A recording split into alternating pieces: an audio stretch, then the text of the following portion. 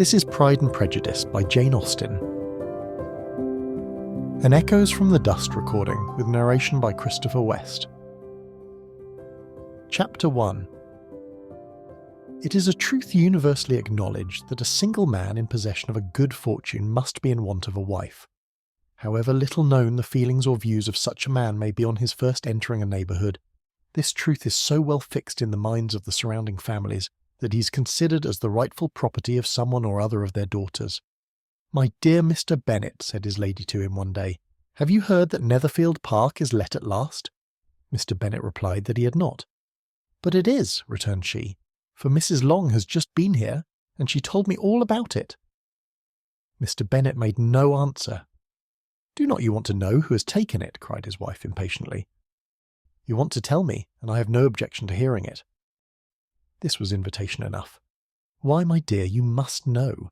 Mrs. Long says that Netherfield is taken by a young man of large fortune from the north of England. That he came down on Monday in a chaise and four to see the place, and was so much delighted with it that he agreed with Mr. Morris immediately. That he is to take possession before Michaelmas, and some of his servants are to be in the house by the end of next week." "What is his name?" "Bingley." "Is he married or single?" "Oh, single, my dear, to be sure. A single man of large fortune, 4,000 or 5,000 a year. What a fine thing for our girls!" "How so? How can it affect them?" "My dear Mr. Bennet," replied his wife, "how can you be so tiresome? You must know that I am thinking of his marrying one of them." "Is that his design in settling here?" "Design? Nonsense, how can you talk so? But it's very likely that he may fall in love with one of them, and therefore you must visit him as soon as he comes." "I see no occasion for that. You and the girls may go, or you may send them by themselves, which perhaps will be still better, for as you're as handsome as any of them, Mr. Bingley might like you the best of the party." "My dear, you flatter me. I certainly have had my share of beauty, but I do not pretend to be anything extraordinary now. When a woman has 5 grown-up daughters, she ought to give over thinking of her own beauty. In such cases a woman has not often much beauty to think of. But, my dear, you must indeed go and see Mr. Bingley when he comes into the neighbourhood. It is more than I engage for, I assure you. But consider your daughters. Only think what an establishment it would be for one of them. Sir William and Lady Lucas are determined to go merely on that account. For in general, you know, they visit no newcomers. Indeed, you must go, for it will be impossible for us to visit him if you do not. You are over-scrupulous, surely. I dare say Mr. Bingley will be very glad to see you, and I will send a few lines by you to assure him of my hearty consent to his marrying whichever he chooses of the girls, though I must throw in a good word for my little Lizzie. I desire you will do no such thing. Lizzie is not a bit better than the others, and I am sure she is not half so handsome as Jane, nor half so good-humoured as Lydia. But you are always giving her the preference." "They have none of them much to recommend them," replied he. "They are all silly and ignorant like other girls, but Lizzie has something more of quickness than her sisters." "Mr. Bennet, how can you abuse your own children in such a way? You take delight in vexing me. You have no compassion on my poor nerves. You mistake me, my dear. I have a high respect for your nerves. They are my old friends. I've heard you mention them with consideration these 20 years at least. Ah, you do not know what I suffer. But I hope you'll get over it, and live to see many young men of 4,000 a year come into the neighbourhood." "It will be no use to us if 20 such should come, since you will not visit them. Depend upon it, my dear, that when there are 20 I will visit them all." Mr. Bennet was so odd a mixture of quick parts, sarcastic humour, reserve and caprice, that the experience of 23 years had been insufficient to make his wife understand his character. Her mind was less difficult to develop. She was a woman of mean understanding, little information, and uncertain temper. When she was discontented, she fancied herself nervous. The business of her life was to get her daughters married. Its solace was visiting and news. Chapter 2. Mr. Bennet was among the earliest of those who waited on Mr. Bingley. He had always intended to visit him, though to the last always assuring his wife that he should not go. Until the evening after the visit was paid, she had no knowledge of it. It was then disclosed in the following manner. Observing his second daughter employed in trimming a hat, he suddenly addressed her with, "I hope Mr. Bingley will like it, Lizzie." "We are not in a way to know what Mr. Bingley likes," said her mother resentfully, "since we are not to visit." "But you forget, mamma," said Elizabeth. that we shall meet him at the assemblies, and that Mrs. Long has promised to introduce him. I do not believe Mrs. Long will do any such thing. She has 2 nieces of her own. She's a selfish, hypocritical woman, and I have no opinion of her." "No more have I," said Mr. Bennet, "and I'm glad to find that you do not depend on her serving you." Mrs. Bennet deigned not to make any reply, but unable to contain herself began scolding one of her daughters. "Don't keep coughing so, Kitty, for heaven's sake! Have a little compassion on my nerves, you tear them to pieces." "Kitty has no discretion in her coughs," said her father. "She times them ill." "I do not cough for my own amusement," replied Kitty fretfully. "When is your next ball to be, Lizzie?" "Tomorrow fortnight." "Aye, so it is," cried her mother, "and Mrs. Long does not come back till the day before, so it will be impossible for her to introduce him, for she will not know him herself." "Then, my dear, you may have the advantage of your friend and introduce Mr. Bingley to her." "Impossible, Mr. Bennet, impossible, when I am not acquainted with him myself. How can you be so teasing?" "I honour your circumspection. A fortnight's acquaintance is certainly very little. One cannot know what a man really is by the end of a fortnight. But if we do not venture, somebody else will, and after all, Mrs. Long and her nieces must stand their chance, and therefore, as she will think it an act of kindness if you decline the office, I will take it on myself." The girls stared at their father. Mrs. Bennet said only, "Nonsense, nonsense." "What can be the meaning of that emphatic exclamation?" cried he. "Do you consider the forms of introduction, and the stress that is laid on them, as nonsense? I cannot quite agree with you there. What say you, Mary? For you are a young lady of deep reflection, I know, and read great books and make extracts." Mary wished to say something very sensible, but knew not how. While Mary is adjusting her ideas, he continued, "Let us return to Mr. Bingley." "I'm sick of Mr. Bingley," cried his wife. "I'm sorry to hear that, but why did you not tell me so before? If I'd known as much this morning, I certainly would not have called on him. It is very unlucky, but as I've actually paid the visit, we cannot escape the acquaintance now." The astonishment of the ladies was just what he wished, that of Mrs. Bennet perhaps surpassing the rest, though when the first tumult of joy was over, she began to declare that it was what she had expected all the while. "How good it was in you, my dear Mr. Bennet! But I knew I should persuade you at last. I was sure you loved your girls too well to neglect such an acquaintance. Well, how pleased I am! And it is such a good joke, too, that you should have gone this morning, and never said a word about it till now. Now, Kitty, you may cough as much as you choose," said Mr. Bennet, and as he spoke he left the room, fatigued with the raptures of his wife. "What an excellent father you have, girls," said she when the door was shut. "I do not know how you will ever make him amends for his kindness, or me either, for that matter. At our time of life it is not so pleasant, I can tell you, to be making new acquaintances every day, but for your sakes we would do anything. Lydia, my love, though you are the youngest, I dare say Mr. Bingley will dance with you at the next ball." "Oh," said Lydia stoutly, "I'm not afraid, for though I am the youngest, I'm the tallest." The rest of the evening was spent in conjecturing how soon he would return Mr. Bennet's visit, and determining when they should ask him to dinner. Chapter 3.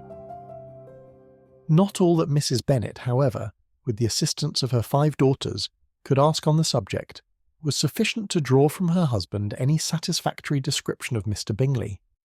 They attacked him in various ways, with barefaced questions, ingenious suppositions, and distant surmises, but he eluded the skill of them all, and they were at last obliged to accept the second-hand intelligence of their neighbour, Lady Lucas.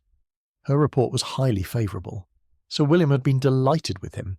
He was quite young, wonderfully handsome, extremely agreeable, and to crown the whole, he meant to be at the next assembly with a large party. Nothing could be more delightful. To be fond of dancing was a certain step towards falling in love, and very lively hopes of Mr. Bingley's heart were entertained. "If I can but see one of my daughters happily settled at Netherfield," said Mrs. Bennet to her husband, "and all the others equally well married, I shall have nothing to wish for." In a few days Mr. Bingley returned Mr. Bennet's visit and sat about 10 minutes with him in his library.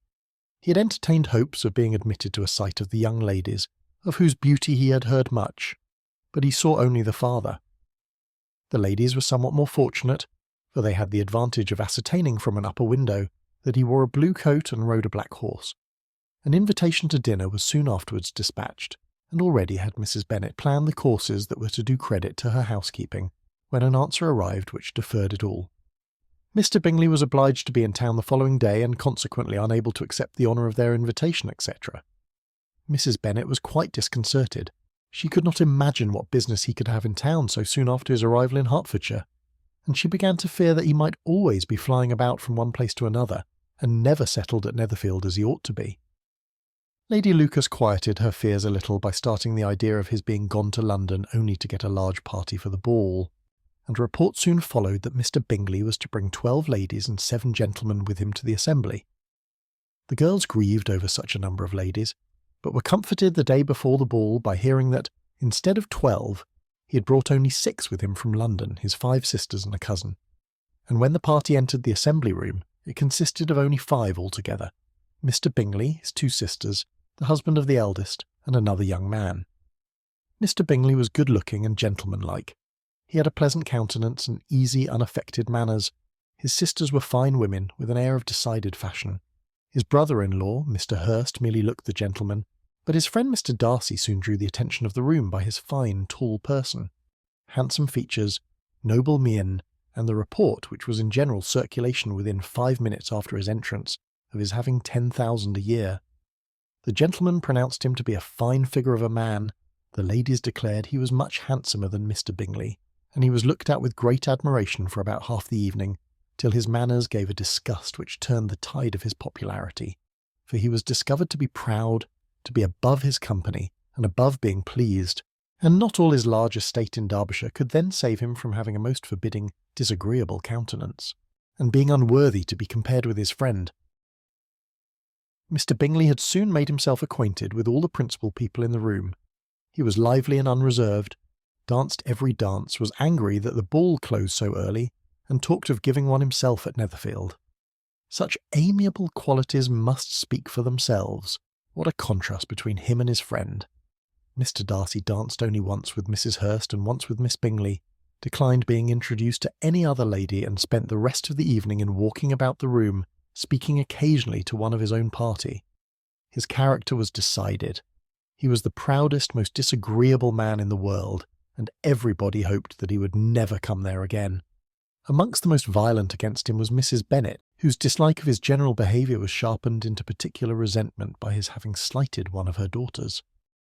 Elizabeth Bennet had been obliged by the scarcity of gentlemen to sit down for 2 dances, and during part of that time Mr. Darcy had been standing near enough for her to overhear a conversation between him and Mr. Bingley, who came from the dance for a few minutes to press his friend to join it. "Come, Darcy," said he, "I must have you dance. I hate to see you standing about by yourself in this stupid manner. You had much better dance." "I certainly shall not. You know how I detest it, unless I am particularly acquainted with my partner. At such an assembly as this it would be insupportable. Your sisters are engaged, and there is not another woman in the room whom it would not be a punishment to me to stand up with."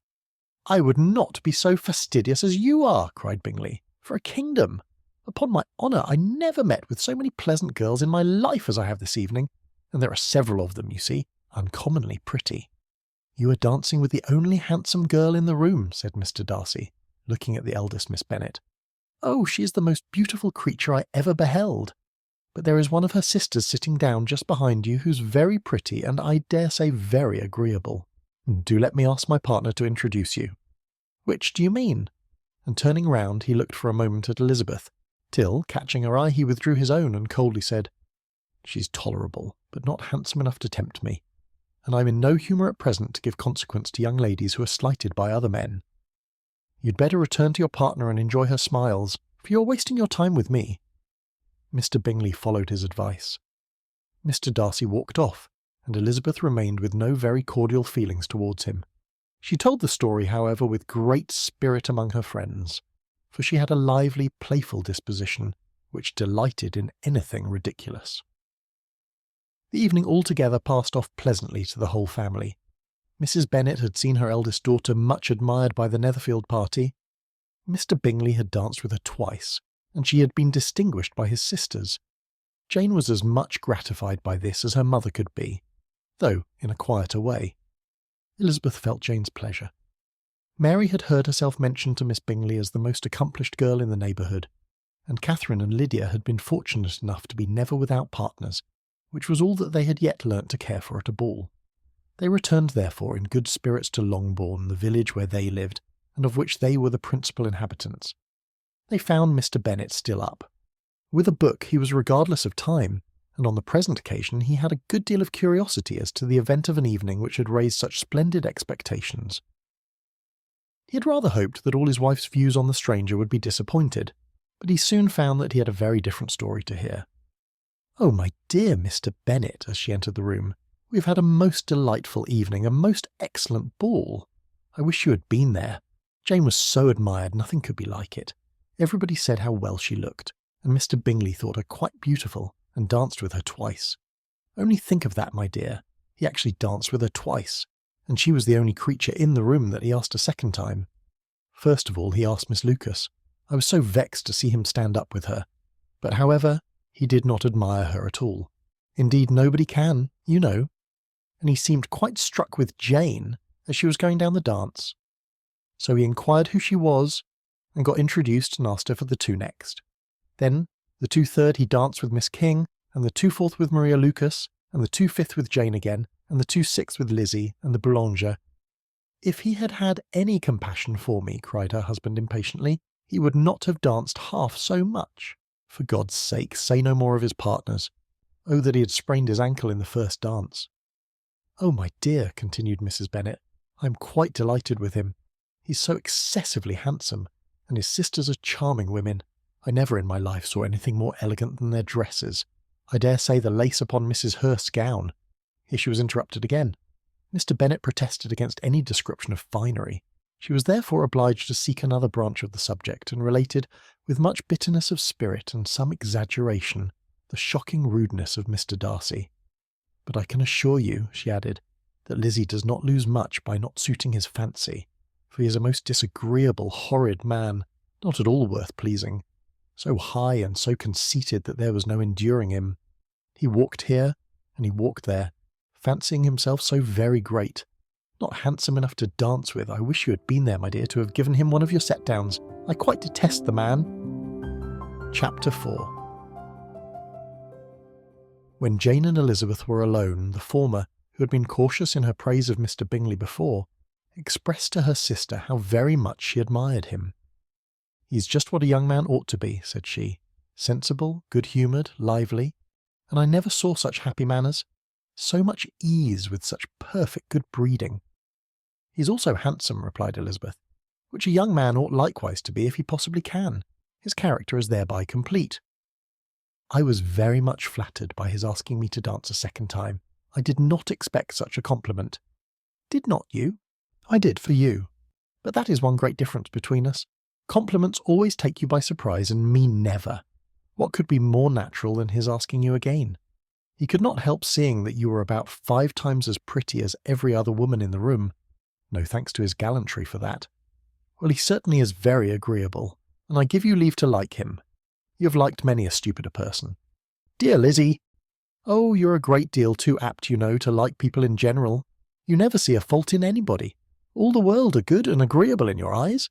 I never heard you speak ill of a human being in my life. I would wish not to be hasty in censuring anyone, but I always speak what I think. I know you do, and it is that which makes the wonder. With your good sense, to be so honestly blind to the follies and nonsense of others. Affectation of candour is common enough. One meets with it everywhere. But to be candid without ostentation or design, to take the good of everybody's character and make it still better, and say nothing of the bad, belongs to you alone. And so, you like this man's sisters too, do you? Their manners are not equal to his. Certainly not at first, but they are very pleasing women when you converse with them. Miss Bingley is to live with her brother, and keep his house, and I'm much mistaken if we shall not find a very charming neighbour in her. Elizabeth listened in silence, but was not convinced. Their behaviour at the assembly had not been calculated to please in general, and with more quickness of observation and less pliancy of temper than her sister, and with a judgment too, unassailed by any attention to herself, she was very little disposed to approve them. They were, in fact, very fine ladies, not deficient in good humour when they were pleased, nor in the power of being agreeable where they chose it, but proud and conceited. They were rather handsome, had been educated in one of the first private seminaries in town, had a fortune of £20,000, were in the habit of spending more than they ought, and of associating with people of rank, and were therefore, in every respect, entitled to think well of themselves and meanly of others. They were of a respectable family in the north of England, a circumstance more deeply impressed on their memories than that their brother's fortune and their own had been acquired by trade. Mr. Bingley inherited property to the amount of nearly £100,000 from his father, who had intended to purchase an estate but did not live to do it. Mr. Bingley intended it likewise, and sometimes made choice of his county, but as he was now provided with a good house and the liberty of a manor, it was doubtful to many of those who best knew the easiness of his temper, whether he might not spend the remainder of his days at Netherfield, and leave the next generation to purchase. His sisters were very anxious for his having an estate of his own, but though he was now established only as a tenant, Miss Bingley was by no means unwilling to preside at his table, nor was Mrs. Hurst, who had married a man of more fashion and fortune, less disposed to consider his house as her home when it suited her. Mr. Bingley had not been of age 2 years when he was tempted by an accidental recommendation to look at Netherfield House.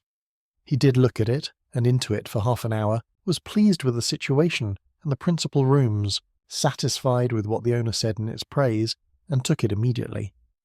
Between him and Darcy there was a very steady friendship, in spite of a great opposition of character. Bingley was endeared to Darcy by the easiness, openness, and ductility of his temper, though no disposition could offer a greater contrast to his own, and though with his own he never appeared dissatisfied. On the strength of Darcy's regard, Bingley had the firmest reliance, and of his judgment the highest opinion. In understanding, Darcy was the superior. Bingley was by no means deficient, but Darcy was clever.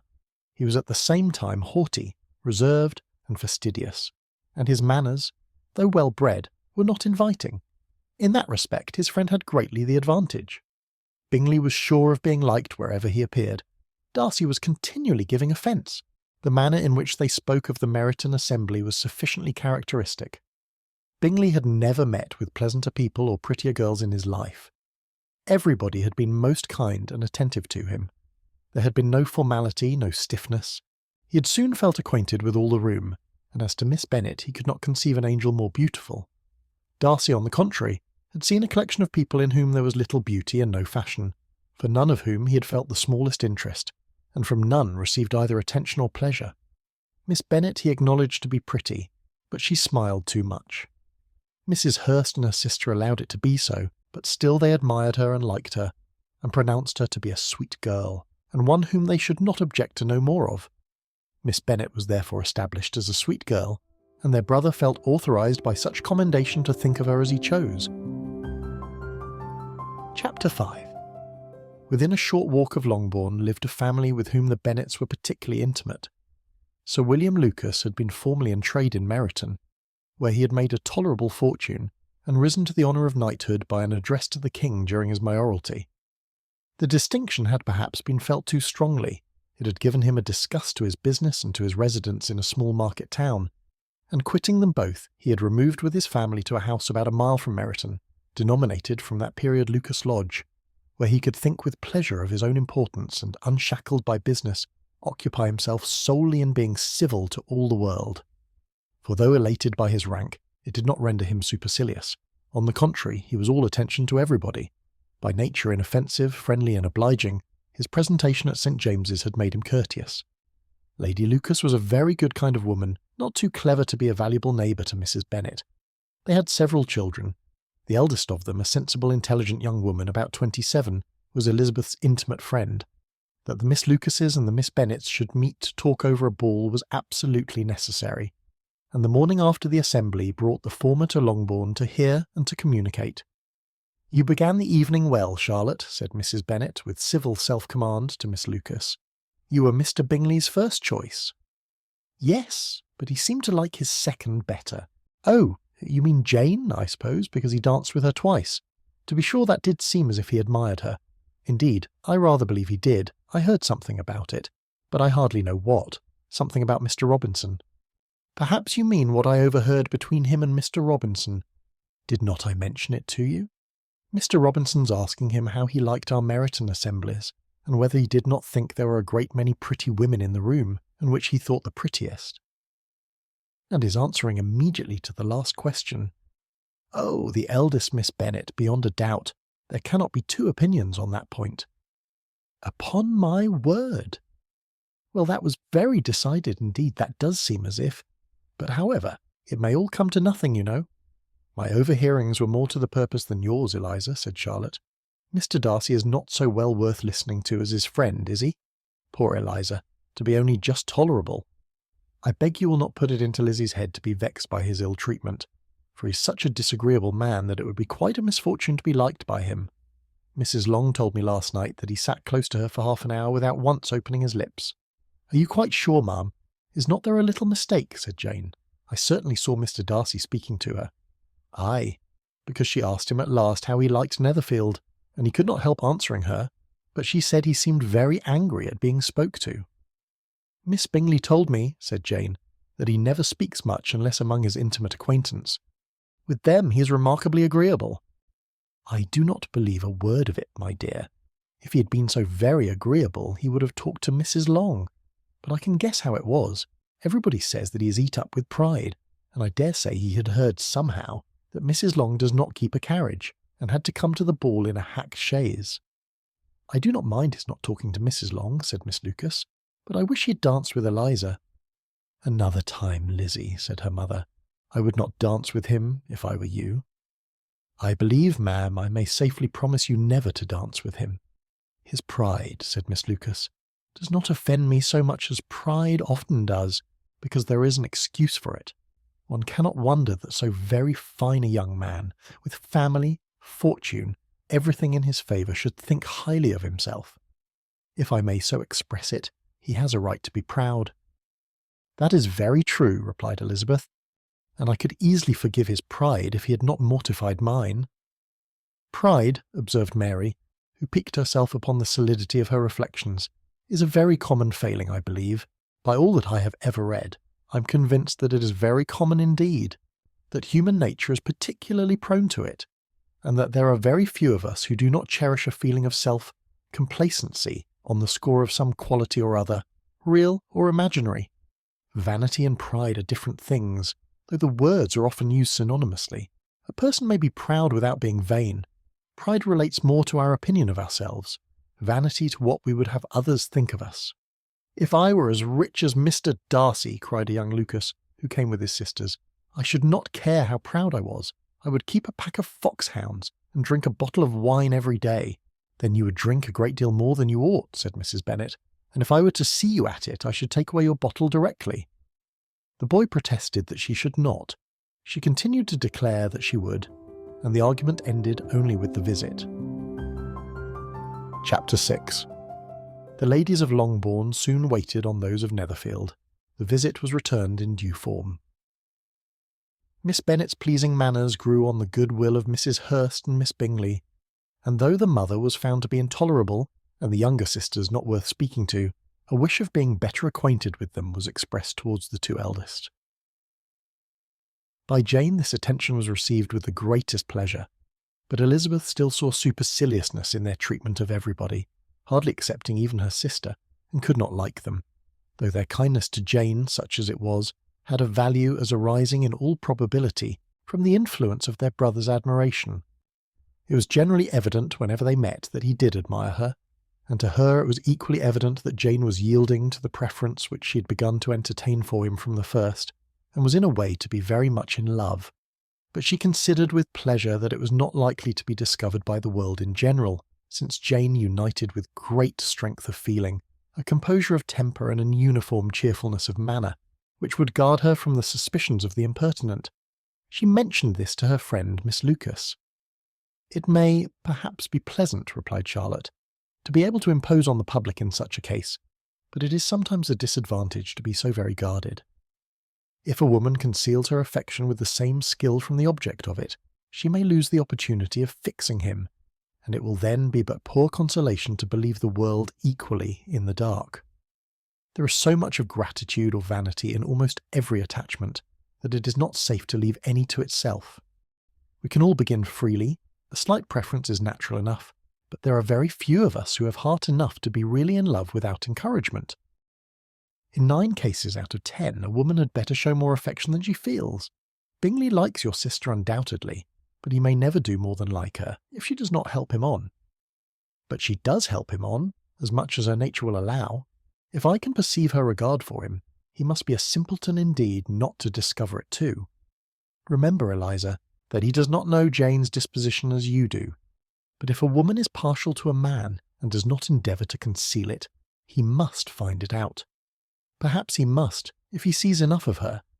But though Bingley and Jane meet tolerably often, it is never for many hours together, and as they always see each other in large mixed parties, it is impossible that every moment should be employed in conversing together. Jane should therefore make the most of every half hour in which she can command his attention. When she is secure of him, there will be leisure for falling in love as much as she chooses. "Your plan is a good one," replied Elizabeth, "where nothing is in question but the desire of being well married. And if I were determined to get a rich husband, or any husband, I dare say I should adopt it. But these are not Jane's feelings. She is not acting by design. As yet she cannot even be certain of the degree of her own regard, nor of its reasonableness. She has known him only a fortnight. She danced 4 dances with him at Meryton. She saw him one morning at his own house, and has since dined in company with him 4 times. This is not quite enough to make her understand his character. Not as you represent it. Had she merely dined with him, she might only have discovered whether he had a good appetite. But you must remember that 4 evenings have been also spent together, and 4 evenings may do a great deal. Yes, these 4 evenings have enabled them to ascertain that they both like Vington better than commerce, but with respect to any other leading characteristic, I do not imagine that much has been unfolded. "Well," said Charlotte, "I wish Jane success with all my heart, and if she were married to him tomorrow, I should think she had as good a chance of happiness as if she were to be studying his character for a 12-month. Happiness in marriage is entirely a matter of chance. If the dispositions of the parties are ever so well known to each other, or ever so similar beforehand, it does not advance their felicity in the least. They always continue to grow sufficiently unlike afterwards to have their share of vexation, and it is better to know as little as possible of the defects of the person with whom you are to pass your life. You make me laugh, Charlotte, but it is not sound. You know it is not sound, and that you would never act in this way yourself." Occupied in observing Mr. Bingley's attention to her sister, Elizabeth was far from suspecting that she was herself becoming an object of some interest in the eyes of his friend. Mr. Darcy had at first scarcely allowed her to be pretty. He had looked at her without admiration at the ball, and when they next met he looked at her only to criticise. But no sooner had he made it clear to himself and his friends that she had hardly a good feature in her face, than he began to find it was rendered uncommonly intelligent by the beautiful expression of her dark eyes. To this discovery succeeded some others equally mortifying. Though he had detected with a critical eye more than one failure of perfect symmetry in her form, he was forced to acknowledge her figure to be light and pleasing, and in spite of his asserting that her manners were not those of the fashionable world, he was caught by their easy playfulness. Of this she was perfectly unaware. To her he was only the man who made himself agreeable nowhere, and who had not thought her handsome enough to dance with. He began to wish to know more of her, and as a step towards conversing with her himself, attended to her conversation with others. His doing so drew her notice. It was at Sir William Lucas's, where a large party were assembled. "What does Mr. Darcy mean," said she to Charlotte, "by listening to my conversation with Colonel Forster? That is a question which Mr. Darcy only can answer. But if he does it any more, I shall certainly let him know that I see what he is about. He has a very satirical eye, and if I do not begin by being impertinent myself, I shall soon grow afraid of him." On his approaching them soon afterwards, though without seeming to have any intention of speaking, Miss Lucas defied her friend to mention such a subject to him, which immediately provoking Elizabeth to do it, she turned to him and said, "Did not you think, Mr. Darcy, that I expressed myself uncommonly well just now, when I was teasing Colonel Forster to give us a ball at Meryton?" "With great energy, but it is a subject which always makes a lady energetic. You are severe on us." "It will be her turn soon to be teased," said Miss Lucas. "I'm going to open the instrument, Eliza, and you know what follows." "You are a very strange creature by way of a friend, always wanting me to play and sing before anybody and everybody. If my vanity had taken a musical turn, you would have been invaluable. But as it is, I would really rather not sit down before those who must be in the habit of hearing the very best performers." On Miss Lucas's persevering, however, she added, "Very well, if it must be so, it must." And gravely glancing at Mr. Darcy, "There is a very fine old saying which everybody here is of course familiar with, keep your breath to cool your porridge, and I shall keep mine to swell my song." Her performance was pleasing, though by no means capital.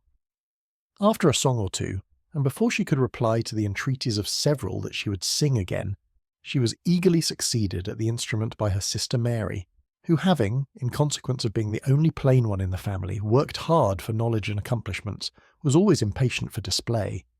Mary had neither genius nor taste, and though vanity had given her application, it had given her likewise a pedantic air and conceited manner, which would have injured a higher degree of excellence than she had reached.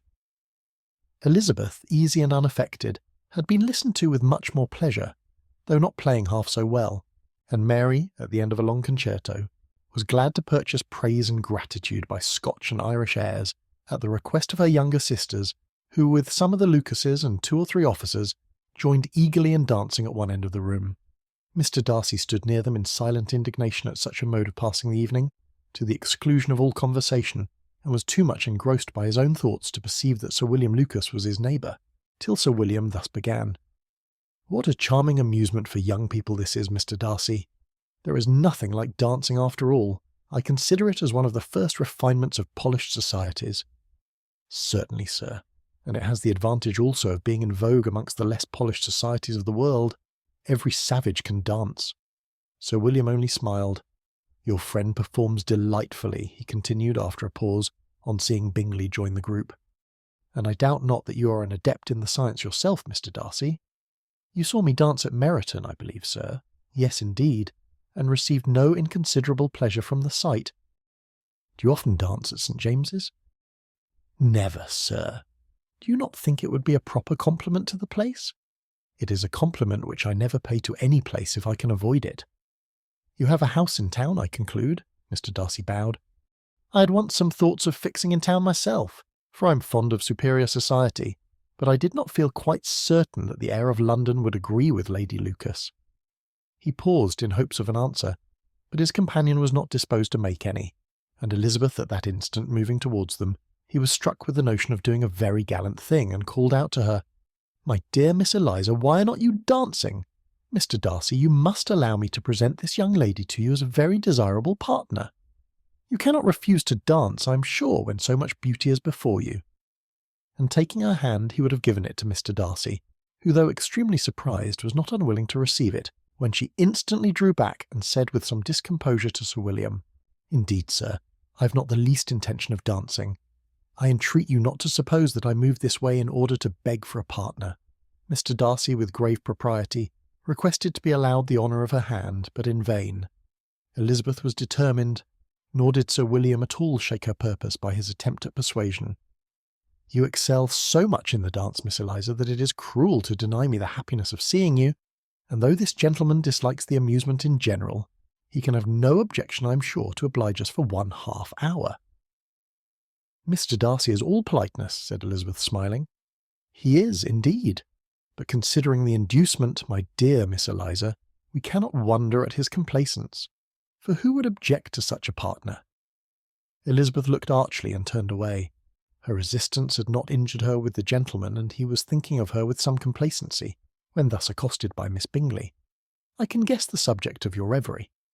"I should imagine not. You're considering how insupportable it would be to pass many evenings in this manner, in such society, and indeed I'm quite of your opinion. I was never more annoyed. The insipidity and yet the noise, the nothingness and yet the self-importance of all these people. What would I give to hear your strictures on them? Your conjecture is totally wrong, I assure you. My mind was more agreeably engaged. I have been meditating on the very great pleasure which a pair of fine eyes in the face of a pretty woman can bestow." Miss Bingley immediately fixed her eyes on his face, and desired he would tell her what lady had the credit of inspiring such reflections. Mr. Darcy replied with great intrepidity, "Miss Elizabeth Bennet." "Miss Elizabeth Bennet!" repeated Miss Bingley. "I am all astonishment. How long has she been such a favourite? And pray when am I to wish you joy?" "That is exactly the question which I expected you to ask. A lady's imagination is very rapid. It jumps from admiration to love, from love to matrimony in a moment. I knew you would be wishing me joy. Nay, if you're so serious about it, I shall consider the matter as absolutely settled. You will have a charming mother-in-law indeed, and of course she will be always at Pemberley with you." He listened to her with perfect indifference, while she chose to entertain herself in this manner, and as his composure convinced her that all was safe, her wit flowed along. Chapter 7. Mr. Bennet's property consisted almost entirely in an estate of £2,000 a year, which, unfortunately for his daughters, was entailed in default of heirs male on a distant relation, and their mother's fortune, though ample for her situation in life, could but ill supply the deficiency of his. Her father had been an attorney in Meryton, and had left her £4,000.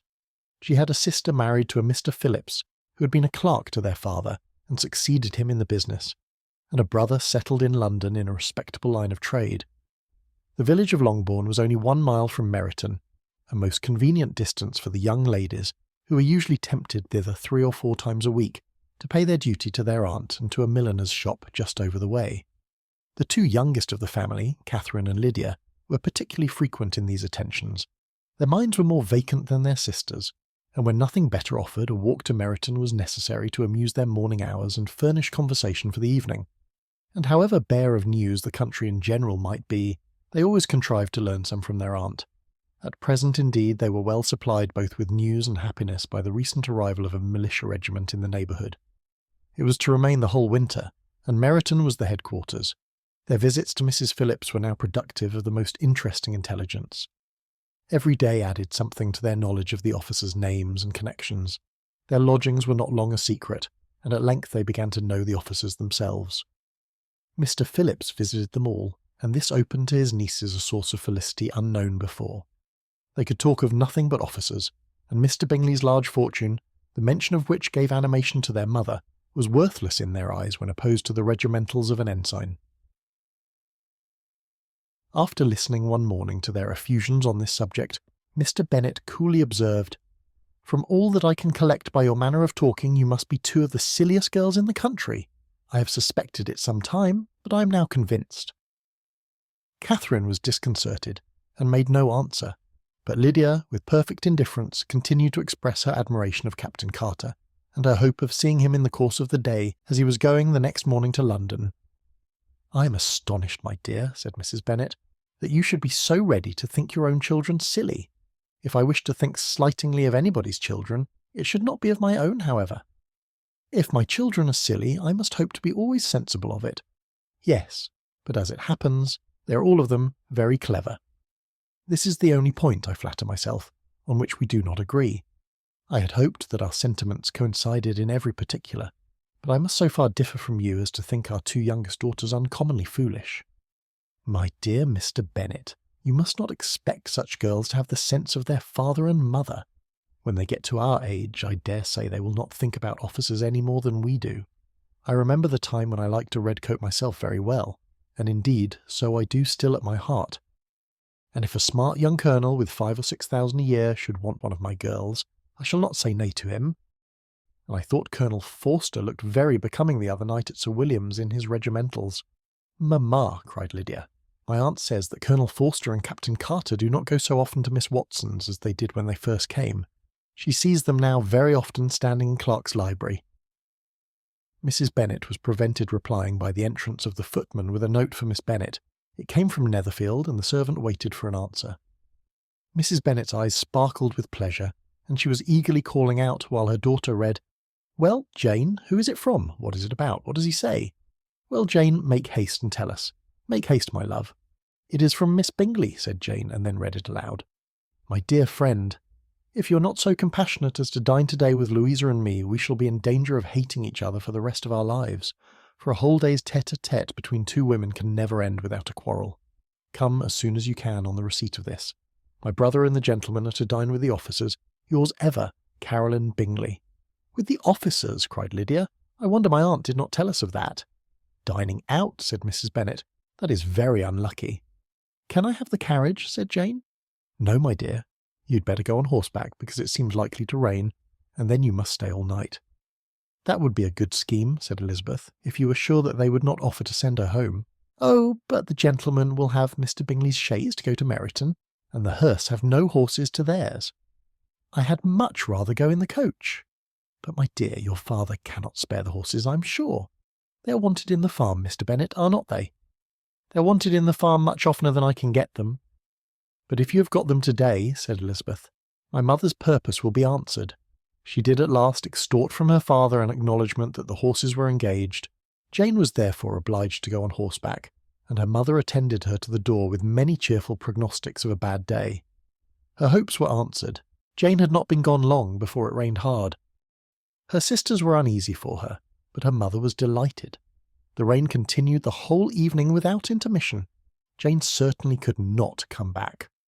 "This was a lucky idea of mine indeed," said Mrs. Bennet more than once, as if the credit of making it rain were all her own. Till the next morning, however, she was not aware of all the felicity of her contrivance. Breakfast was scarcely over when a servant from Netherfield brought the following note for Elizabeth.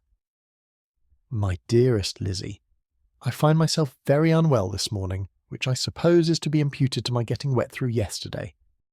My kind friends will not hear of my returning home till I am better. They insist also on my seeing Mr. Jones. Therefore do not be alarmed if you should hear of his having been to me, and excepting a sore throat and a headache, there is not much the matter with me. Yours, etc." "Well, my dear," said Mr. Bennet, when Elizabeth had read the note aloud, "if your daughter should have a dangerous fit of illness, if she should die, it would be a comfort to know that it was all in pursuit of Mr. Bingley and under your orders." "Oh, I'm not at all afraid of her dying. People do not die of little trifling colds. She will be taken good care of. As long as she stays there, it is all very well. I would go and see her if I could have the carriage." Elizabeth, feeling really anxious, determined to go to her, though the carriage was not to be had, and as she was no horsewoman, walking was her only alternative. She declared her resolution. "How can you be so silly," cried her mother, "as to think of such a thing in all this dirt? You will not be fit to be seen when you get there." "I shall be very fit to see Jane, which is all I want." "Is this a hint to me, Lizzie," said her father, "to send for the horses?" "No, indeed. I do not wish to avoid the walk. The distance is nothing when one has a motive. Only 3 miles. I shall be back by dinner." "I admire the activity of your benevolence," observed Mary, "but every impulse of feeling should be guided by reason, and in my opinion exertion should always be in proportion to what is required." "We will go as far as Meryton with you," said Catherine and Lydia. Elizabeth accepted their company, and the 3 young ladies set off together. "If we make haste," said Lydia as they walked along, "perhaps we may see something of Captain Carter before he goes." In Meryton they parted. The 2 youngest repaired to the lodgings of one of the officers' wives, and Elizabeth continued her walk alone, crossing field after field at a quick pace, jumping over stiles and springing over puddles with impatient activity, and finding herself at last within view of the house, with weary ankles, dirty stockings, and a face glowing with the warmth of exercise. She was shown into the breakfast parlour, where all but Jane were assembled, and where her appearance created a great deal of surprise. That she should have walked 3 miles so early in the day in such dirty weather, and by herself, was almost incredible to Mrs. Hurst and Miss Bingley, and Elizabeth was convinced that they held her in contempt for it. She was received, however, very politely by them, and in their brother's manners there was something better than politeness. There was good humour and kindness. Mr. Darcy said very little, and Mr. Hurst nothing at all. The former was divided between admiration of the brilliancy which exercise had given to her complexion, and doubt as to the occasions justifying her coming so far alone. The latter was thinking only of his breakfast. Her inquiries after her sister were not very favourably answered. Miss Bennet had slept ill, and though up was very feverish, and not well enough to leave her room. Elizabeth was glad to be taken to her immediately, and Jane, who had only been withheld by the fear of giving alarm or inconvenience, from expressing in her note how much she longed for such a visit, was delighted at her entrance. She was not equal, however, to much conversation, and when Miss Bingley left them together, could attempt little beside expressions of gratitude for the extraordinary kindness she was treated with. Elizabeth silently attended her. When breakfast was over, they were joined by the sisters, and Elizabeth began to like them herself when she saw how much affection and solicitude they showed for Jane. The apothecary came, and having examined his patient, said as might be supposed that she had caught a violent cold, and that they must endeavour to get the better of it, advised her to return to bed, and promised her some draughts. The advice was followed readily, for the feverish symptoms increased, and her head ached acutely. Elizabeth did not quit her room for a moment, nor were the other ladies often absent. The gentlemen being out, they had in fact nothing to do elsewhere. When the clock struck 3, Elizabeth felt that she must go, and very unwillingly said so. Miss Bingley offered her the carriage, and she only wanted a little pressing to accept it when Jane testified such concern at parting with her that Miss Bingley was obliged to convert the offer of the chaise into an invitation to remain at Netherfield for the present. Elizabeth most thankfully consented, and a servant was dispatched to Longbourn to acquaint the family with her stay and bring back a supply of clothes. Chapter 8. At 5 o'clock the two ladies retired to dress, and at 6:30 Elizabeth was summoned to dinner. To the civil inquiries which then poured in, and amongst which she had the pleasure of distinguishing the much superior solicitude of Mr. Bingley, she could not make a very favourable answer. Jane was by no means better. The sisters on hearing this repeated 3 or 4 times how much they were grieved, how shocking it was to have a bad cold, and how excessively they disliked being ill themselves, and then thought no more of the matter, and their indifference towards Jane, when not immediately before them, restored Elizabeth to the enjoyment of all her original dislike. Their brother, indeed, was the only one of the party whom she could regard with any complacency. His anxiety for Jane was evident, and his attentions to herself most pleasing, and they prevented her feeling herself so much an intruder, as she believed she was considered by the others. She had very little notice from any but him. Miss Bingley was engrossed by Mr. Darcy, her sister scarcely less so, and as for Mr. Hurst, by whom Elizabeth sat, he was an indolent man, who lived only to eat, drink, and play at cards, who, when he found her prefer a plain dish to a ragout, had nothing to say to her. When dinner was over, she returned directly to Jane, and Miss Bingley began abusing her as soon as she was out of the room. Her manners were pronounced to be very bad indeed, a mixture of pride and impertinence. She had no conversation, no style, no taste, no beauty. Mrs. Hurst thought the same, and added, "She has nothing, in short, to recommend her, but being an excellent walker. I shall never forget her appearance this morning. She really looked almost wild." "She did indeed, Louisa. I could hardly keep my countenance. Very nonsensical to come at all. Why must she be scampering about the country because her sister had a cold? Her hair so untidy, so blousy." "Yes, and her petticoat. I hope you saw her petticoat 6 inches deep in mud, I am absolutely certain, and the gown which had been let down to hide it not doing its office." "Your picture may be very exact, Louisa," said Bingley, "but this was all lost upon me. I thought Miss Elizabeth Bennet looked remarkably well when she came into the room this morning. Her dirty petticoat quite escaped my notice." "You observed it, Mr. Darcy, I'm sure," said Miss Bingley, "and I'm inclined to think that you would not wish to see your sister make such an exhibition." "Certainly not. To walk 3 miles or 4 miles or 5 miles or whatever it is, above her ankles in dirt and alone, quite alone. What could she mean by it? It seems to me to show an abominable sort of conceited independence, a most country town indifference to decorum." "It shows an affection for her sister that is very pleasing," said Bingley. "I'm afraid, Mr. Darcy," observed Miss Bingley, in a half-whisper, "that this adventure has rather affected your admiration of her fine eyes." "Not at all," he replied. "They were brightened by the exercise." A short pause followed this speech, and Mrs. Hurst began again. "I have an excessive regard for Jane Bennet. She is really a very sweet girl, and I wish with all my heart she were well settled. But with such a father and mother and such low connections, I'm afraid there is no chance of it." "I think I've heard you say that their uncle is an attorney in Meryton." "Yes, and they have another, who lives somewhere near Cheapside." "That is capital," added her sister, and they both laughed heartily. "If they had uncles enough to fill all Cheapside," cried Bingley, "it would not make them one jot less agreeable."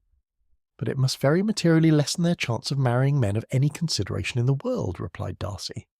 To this speech Bingley made no answer, but his sisters gave it their hearty assent and indulged their mirth for some time at the expense of their dear friend's vulgar relations.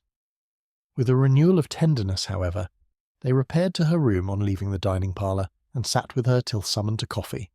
She was still very poorly, and Elizabeth would not quit her at all, till late in the evening, when she had the comfort of seeing her asleep, and when it appeared to her rather right than pleasant that she should go downstairs herself. On entering the drawing-room, she found the whole party at loo, and was immediately invited to join them, but suspecting them to be playing high, she declined it, and making her sister the excuse, said she would amuse herself. for the short time she could stay below with a book. Mr. Hurst looked at her with astonishment. "Do you prefer reading to cards?" said he. "That is rather singular." "Miss Eliza Bennet," said Miss Bingley, "despises cards. She is a great reader, and has no pleasure in anything else." "I deserve neither such praise nor such censure," cried Elizabeth. "I am not a great reader, and I have pleasure in many things." "In nursing your sister I am sure you have pleasure," said Bingley, "and I hope it will soon be increased by seeing her quite well." Elizabeth thanked him from her heart, and then walked towards a table where a few books were lying. He immediately offered to fetch her others, all that his library afforded. "And I wish my collection were larger for your benefit and my own credit. But I am an idle fellow, and though I have not many, I have more than I ever looked into." Elizabeth assured him that she could suit herself perfectly with those in the room. "I am astonished," said Miss Bingley, "that my father should have left so small a collection of books. What a delightful library you have at Pemberley, Mr. Darcy." "It ought to be good," he replied. "It has been the work of many generations. And then you have added so much to it yourself. You're always buying books. I cannot comprehend the neglect of a family library in such days as these." "Neglect! I'm sure you neglect nothing that can add to the beauties of that noble place. Charles, when you build your house, I wish it may be half as delightful as Pemberley." "I wish it may. But I would really advise you to make your purchase in that neighbourhood, and take Pemberley for a kind of model.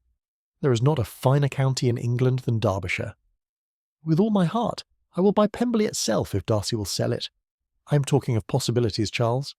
"Upon my word, Caroline, I should think it more possible to get Pemberley by purchase than by imitation." Elizabeth was so much caught by what passed as to leave her very little attention for her book, and soon laying it wholly aside, she drew near the card table and stationed herself between Mr. Bingley and his eldest sister to observe the game. "Is Miss Darcy much grown since the spring?" said Miss Bingley. "Will she be as tall as I am?" "I think she will. She's now about Miss Elizabeth Bennet's height, or rather taller. How I long to see her again! I never met with anybody who delighted me so much.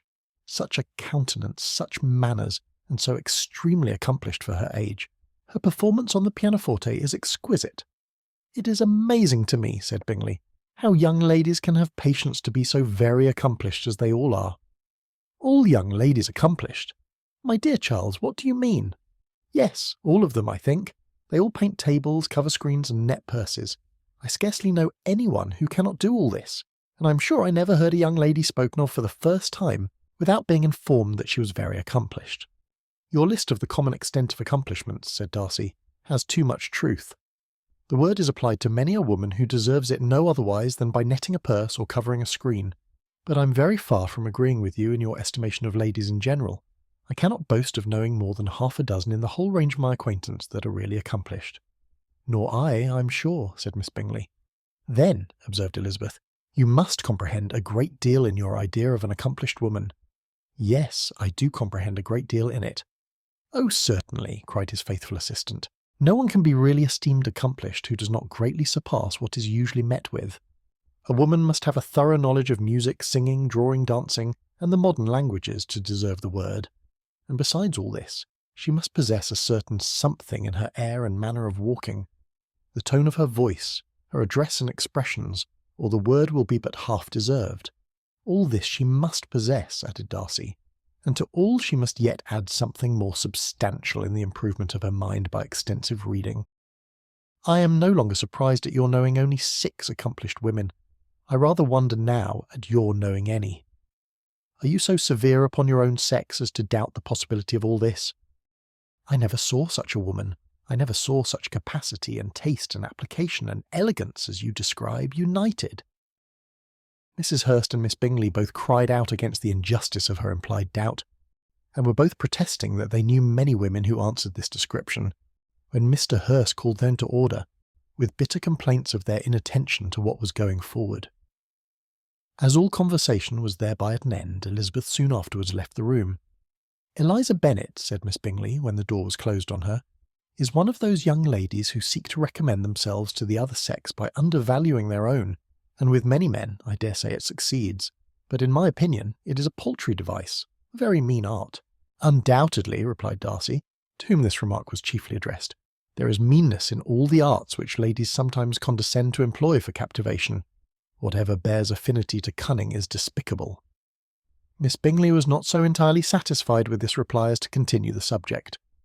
Elizabeth joined them again only to say that her sister was worse, and that she could not leave her. Bingley urged Mr. Jones's being sent for immediately, while his sisters, convinced that no country advice could be of any service, recommended an express to town for one of the most eminent physicians. This she would not hear of, but she was not so unwilling to comply with their brother's proposal, and it was settled that Mr. Jones should be sent for early in the morning if Miss Bennet were not decidedly better. Bingley was quite uncomfortable. His sisters declared that they were miserable. They solaced their wretchedness, however, by duets after supper, while he could find no better relief to his feelings than by giving his housekeeper directions that every possible attention might be paid to the sick lady and her sister. If you're enjoying this audiobook and would like to see more, please consider liking and subscribing, or explore our catalogue celebrating classical literature through unique, book-inspired retail items at echoesfromthedust.com, link in the description.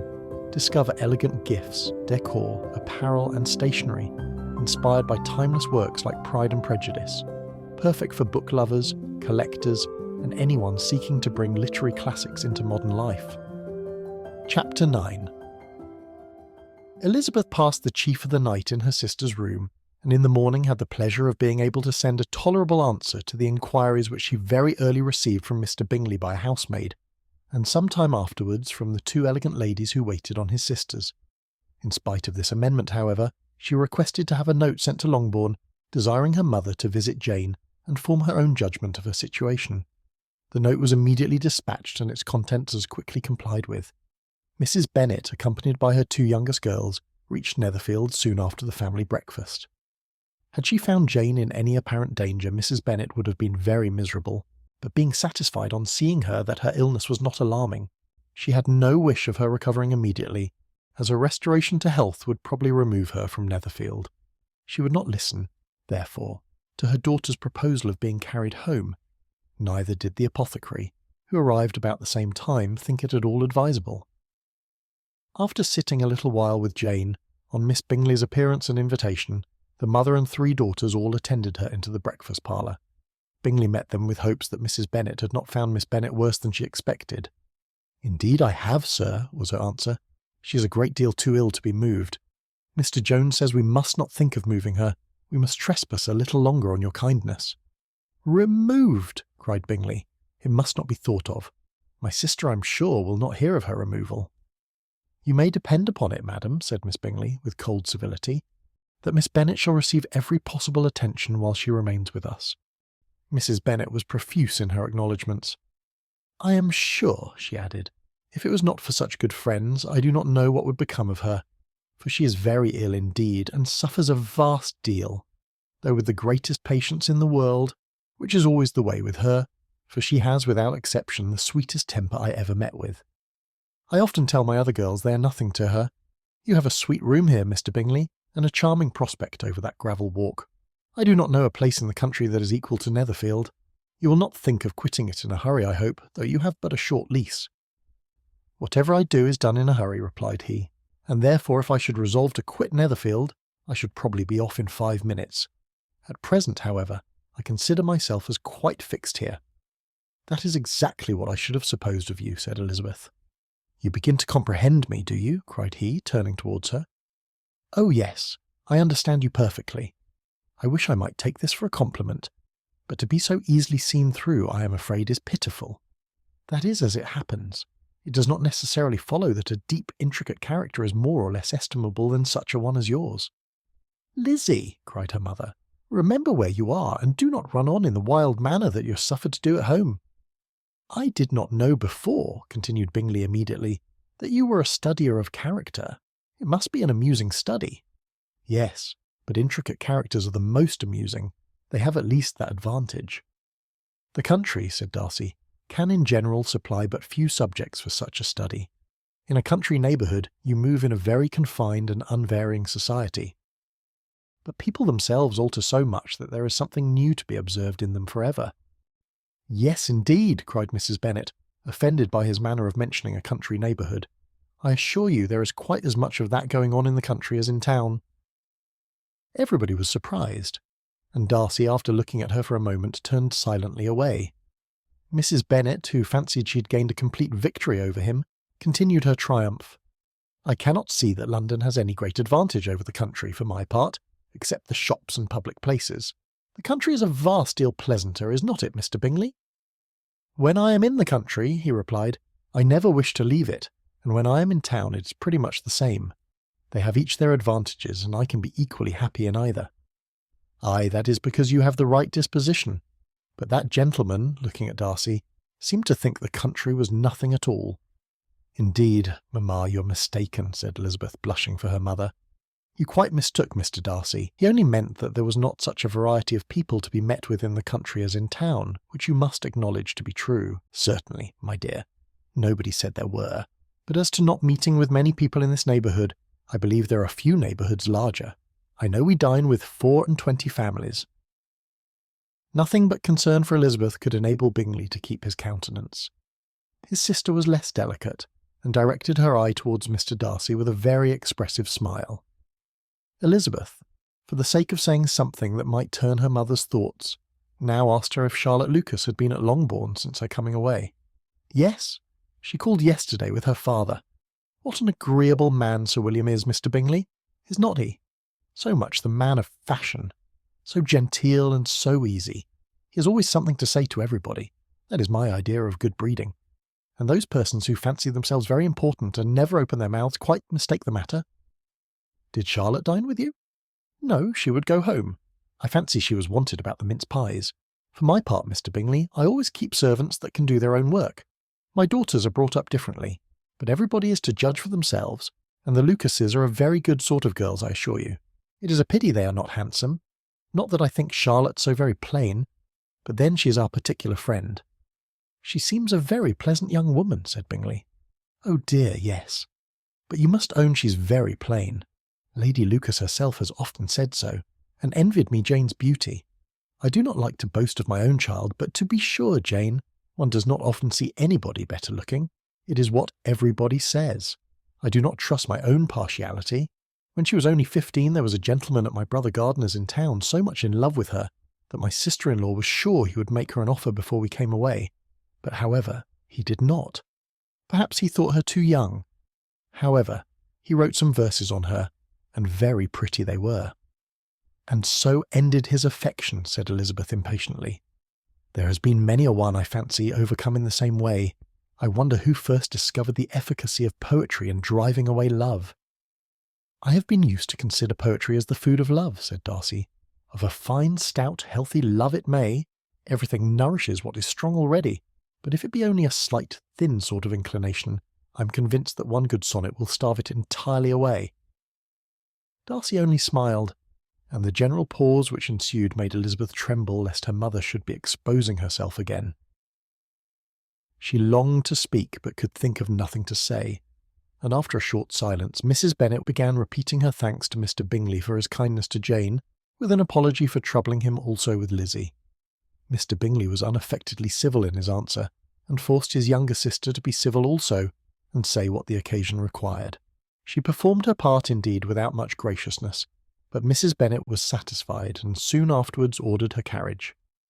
Upon this signal, the youngest of her daughters put herself forward. The two girls had been whispering to each other during the whole visit, and the result of it was that the youngest should tax Mr. Bingley with having promised on his first coming into the country to give a ball at Netherfield. Lydia was a stout, well-grown girl of 15, with a fine complexion and good-humoured countenance, a favourite with her mother, whose affection had brought her into public at an early age. She had high animal spirits, and a sort of natural self-consequence, which the attentions of the officers, to whom her uncle's good dinners and her own easy manners recommended her, had increased into assurance. She was very equal, therefore, to address Mr. Bingley on the subject of the ball, and abruptly reminded him of his promise, adding that it would be the most shameful thing in the world if he did not keep it. His answer to this sudden attack was delightful to her mother's ear. "I am perfectly ready, I assure you, to keep my engagement. And when your sister is recovered, you shall, if you please, name the very day of the ball. But you would not wish to be dancing while she's ill?" Lydia declared herself satisfied. "Oh, yes. It would be much better to wait till Jane was well, and by that time, most likely, Captain Carter would be at Meryton again. And when you have given your ball, she added, I shall insist on their giving one also. I shall tell Colonel Forster it will be quite a shame if he does not. Mrs. Bennet and her daughters then departed, and Elizabeth returned instantly to Jane, leaving her own and her relations' behaviour to the remarks of the two ladies and Mr. Darcy, the latter of whom, however, could not be prevailed on to join in their censure of her, in spite of all Miss Bingley's witticisms on fine eyes. Chapter 10. The day passed much as the day before had done. Mrs. Hurst and Miss Bingley had spent some hours of the morning with the invalid, who continued, though slowly, to mend, and in the evening Elizabeth joined their party in the drawing-room. The loo table, however, did not appear. Mr. Darcy was writing, and Miss Bingley, seated near him, was watching the progress of his letter, and repeatedly calling off his attention by messages to his sister. Mr. Hurst and Mr. Bingley were at piquet, and Mrs. Hurst was observing their game. Elizabeth took up some needlework, and was sufficiently amused in attending to what passed between Darcy and his companion. The perpetual commendations of the lady either on his handwriting, or on the evenness of his lines, or on the length of his letter, with the perfect unconcern with which her praises were received, formed a curious dialogue, and was exactly in unison with her opinion of each. How delighted Miss Darcy will be to receive such a letter! He made no answer. You write uncommonly fast. You are mistaken, I write rather slowly. How many letters you must have occasion to write in the course of a year! Letters of business, too, how odious I should think them! It is fortunate, then, that they fall to my lot instead of to yours. Pray tell your sister that I long to see her. I have already told her so once by your desire. I am afraid you do not like your pen. Let me mend it for you. I mend pens remarkably well. Thank you, but I always mend my own. How can you contrive to write so even? He was silent. Tell your sister I am delighted to hear of her improvement on the harp, and pray let her know that I am quite in raptures with her beautiful little design for a table, and I think it infinitely superior to Miss Grantley's. Will you give me leave to defer your raptures till I write again? At present I have not room to do them justice. Oh, it is of no consequence. I shall see her in January. But do you always write such charming long letters to her, Mr. Darcy? They're generally long, but whether always charming it is not for me to determine. It is a rule with me that a person who can write a long letter with ease cannot write ill. That will not do for a compliment to Darcy, Caroline, cried her brother, because he does not write with ease. He studies too much for words of 4 syllables. Do not you, Darcy? My style of writing is very different from yours. Oh, cried Miss Bingley, Charles writes in the most careless way imaginable. He leaves out half his words and blots the rest.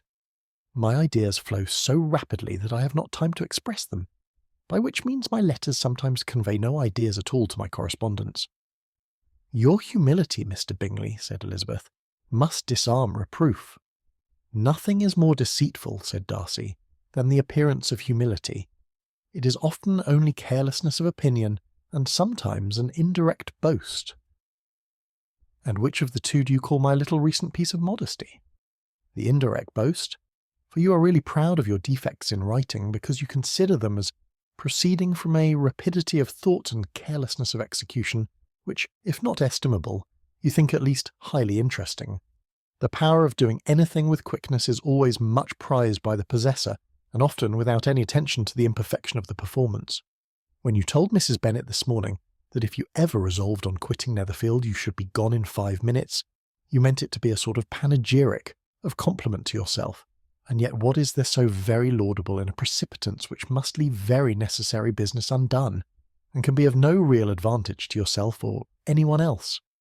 Nay, cried Bingley, this is too much, to remember at night all the foolish things that were said in the morning. And yet, upon my honour, I believed what I said of myself to be true, and I believe it at this moment. At least, therefore, I did not assume the character of needless precipitance merely to show off before the ladies. I dare say you believed it, but I am by no means convinced that you would be gone with such celerity. Your conduct would be quite as dependent on chance as that of any man I know. And if, as you were mounting your horse, a friend were to say, Bingley, you had better stay till next week, you would probably do it. You would probably not go, and at another word might stay a month. You have only proved by this, cried Elizabeth, that Mr. Bingley did not do justice to his own disposition. You have shown him off now much more than he did himself." "I am exceedingly gratified," said Bingley, "by your converting what my friend says into a compliment on the sweetness of my temper. But I'm afraid you're giving it a turn which that gentleman did by no means intend, for he would certainly think the better of me if, under such a circumstance, I were to give a flat denial and ride off as fast as I could. Would Mr. Darcy then consider the rashness of your original intention as atoned for by your obstinacy in adhering to it? Upon my word, I cannot exactly explain the matter. Darcy must speak for himself. You expect me to account for opinions which you choose to call mine, but which I've never acknowledged. Allowing the case, however, to stand according to your representation, you must remember, Miss Bennet, that the friend who is supposed to desire his return to the house, and the delay of his plan, has merely desired it, asked it without offering one argument in favour of its propriety. To yield readily, easily, to the persuasion of a friend is no merit with you. To yield without conviction is no compliment to the understanding of either. You appear to me, Mr. Darcy, to allow nothing for the influence of friendship and affection. A regard for the requester would often make one readily yield to a request, without waiting for arguments to reason one into it. I am not particularly speaking of such a case as you have supposed about Mr. Bingley. We may as well wait, perhaps, till the circumstance occurs, before we discuss the discretion of his behaviour thereupon. But in general and ordinary cases between friend and friend, where one of them is desired by the other to change a resolution of no very great moment, should you think ill of that person for complying with the desire, without waiting to be argued into it? Will it not be advisable, before we proceed on this subject, to arrange with rather more precision the degree of importance which is to appertain to this request, as well as the degree of intimacy subsisting between the parties? "By all means," cried Bingley. "Let us hear all the particulars, not forgetting their comparative height and size, for that will have more weight in the argument, Miss Bennet, than you may be aware of. I assure you that if Darcy were not such a great tall fellow, in comparison with myself, I should not pay him half so much deference. I declare I do not know a more awful object than Darcy on particular occasions and in particular places, at his own house especially, and of a Sunday evening when he has nothing to do."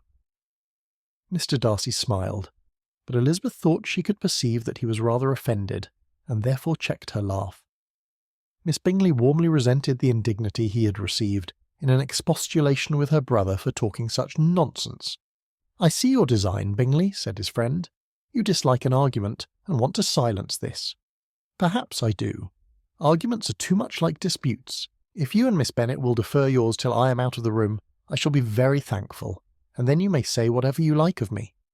"What you ask," said Elizabeth, "is no sacrifice on my side, and Mr. Darcy had much better finish his letter."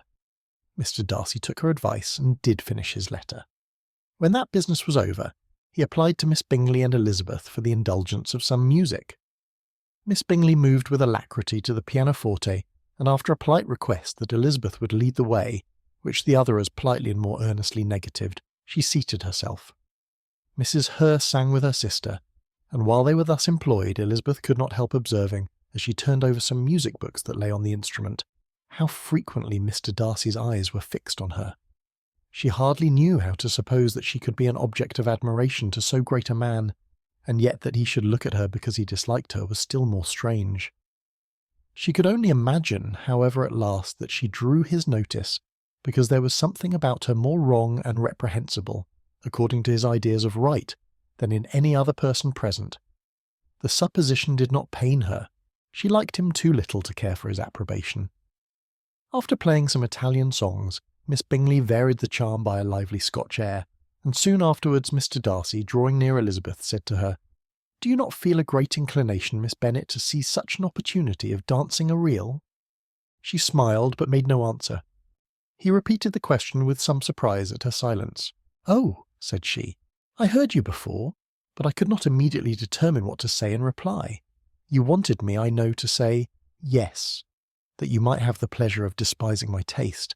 But I always delight in overthrowing those kind of schemes and cheating a person of their premeditated contempt.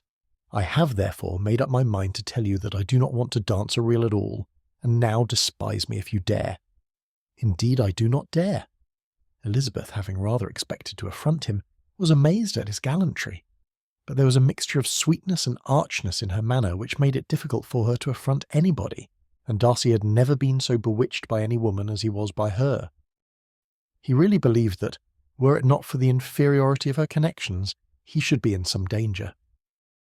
Miss Bingley saw or suspected enough to be jealous, and her great anxiety for the recovery of her dear friend Jane received some assistance from her desire of getting rid of Elizabeth. She often tried to provoke Darcy into disliking her guest by talking of their supposed marriage and planning his happiness in such an alliance. "I hope," said she, as they were walking together in the shrubbery the next day, "you will give your mother-in-law a few hints when this desirable event takes place as to the advantage of holding her tongue, and if you can compass it, to cure the younger girls of running after the officers, and if I may mention so delicate a subject, endeavour to check that little something bordering on conceit and impertinence which your lady possesses. Have you anything else to propose for my domestic felicity? Oh yes, do let the portraits of your uncle and Aunt Phillips be placed in the gallery at Pemberley. Put them next to your great-uncle the judge. They are in the same profession, only in different lines. As for your Elizabeth's picture, you must not attempt to have it taken, for what painter could do justice to those beautiful eyes? It would not be easy indeed to catch their expression, but their colour and shape and the eyelashes so remarkably fine might be copied." At that moment they were met from another walk by Mrs. Hurst and Elizabeth herself. "I did not know that you intended to walk," said Miss Bingley, in some confusion, lest they had been overheard. "You used us abominably ill," answered Mrs. Hurst, "running away without telling us that you were coming out." Then, taking the disengaged arm of Mr. Darcy, she left Elizabeth to walk by herself.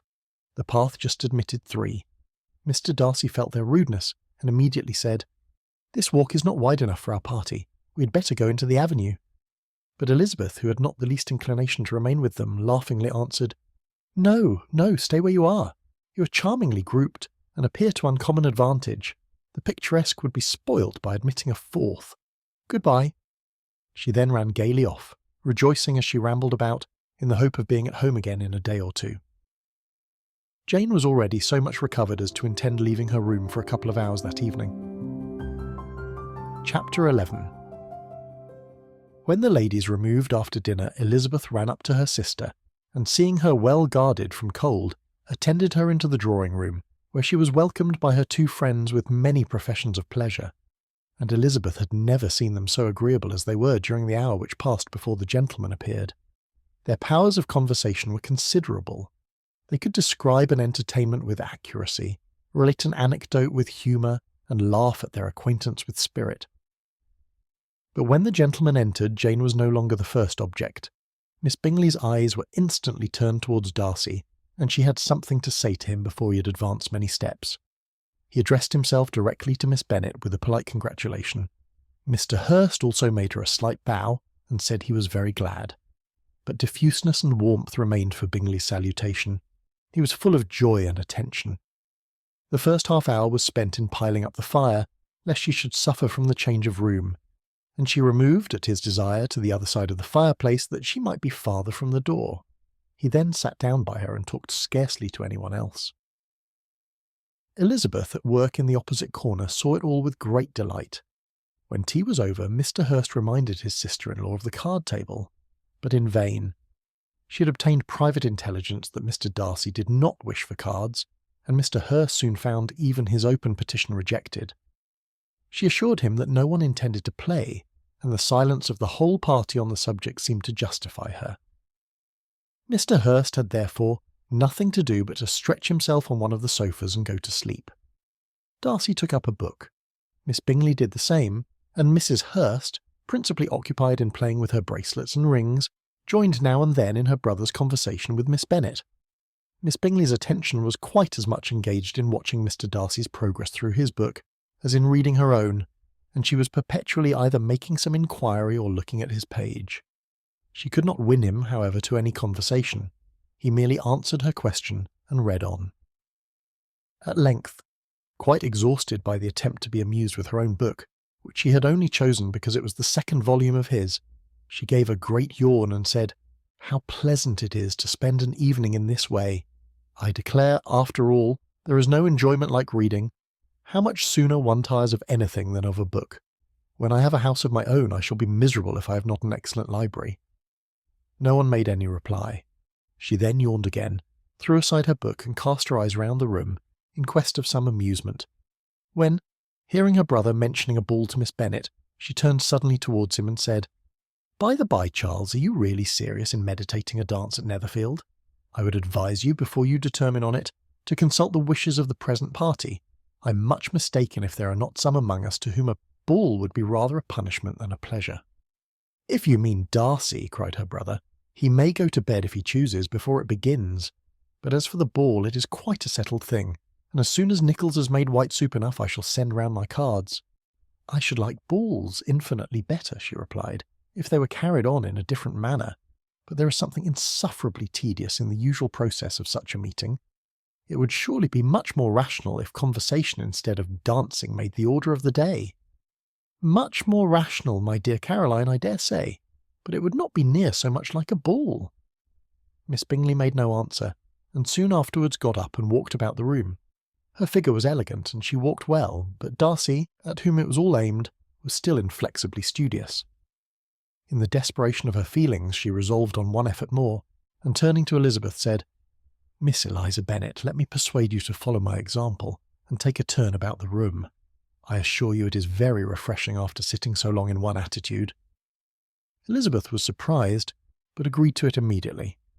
Miss Bingley succeeded no less in the real object of her civility. Mr. Darcy looked up. He was as much awake to the novelty of attention in that quarter as Elizabeth herself could be, and unconsciously closed his book. He was directly invited to join their party, but he declined it, observing that he could imagine but two motives for their choosing to walk up and down the room together, with either of which motives his joining them would interfere. What could he mean? She was dying to know what could be his meaning, and asked Elizabeth whether she could at all understand him. "Not at all," was her answer, "but depend upon it, he means to be severe on us, and our surest way of disappointing him will be to ask nothing about it."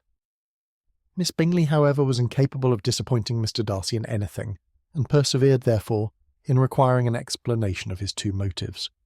"I have not the smallest objection to explaining them," said he, as soon as she allowed him to speak. "You either choose this method of passing the evening because you are in each other's confidence, and have secret affairs to discuss, or because you are conscious that your figures appear to the greatest advantage in walking. If the first, I should be completely in your way, and if the second, I can admire you much better as I sit by the fire." "Oh, shocking!" cried Miss Bingley. "I never heard anything so abominable. How shall we punish him for such a speech?" "Nothing so easy, if you have but the inclination," said Elizabeth. "We can all plague and punish one another, tease him, laugh at him. Intimate as you are, you must know how it is to be done. But upon my honour I do not. I do assure you that my intimacy has not yet taught me that.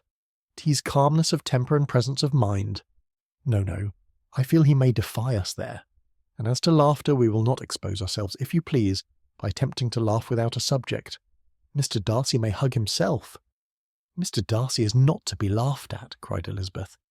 "That is an uncommon advantage, and uncommon I hope it will continue, for it would be a great loss to me to have many such acquaintance.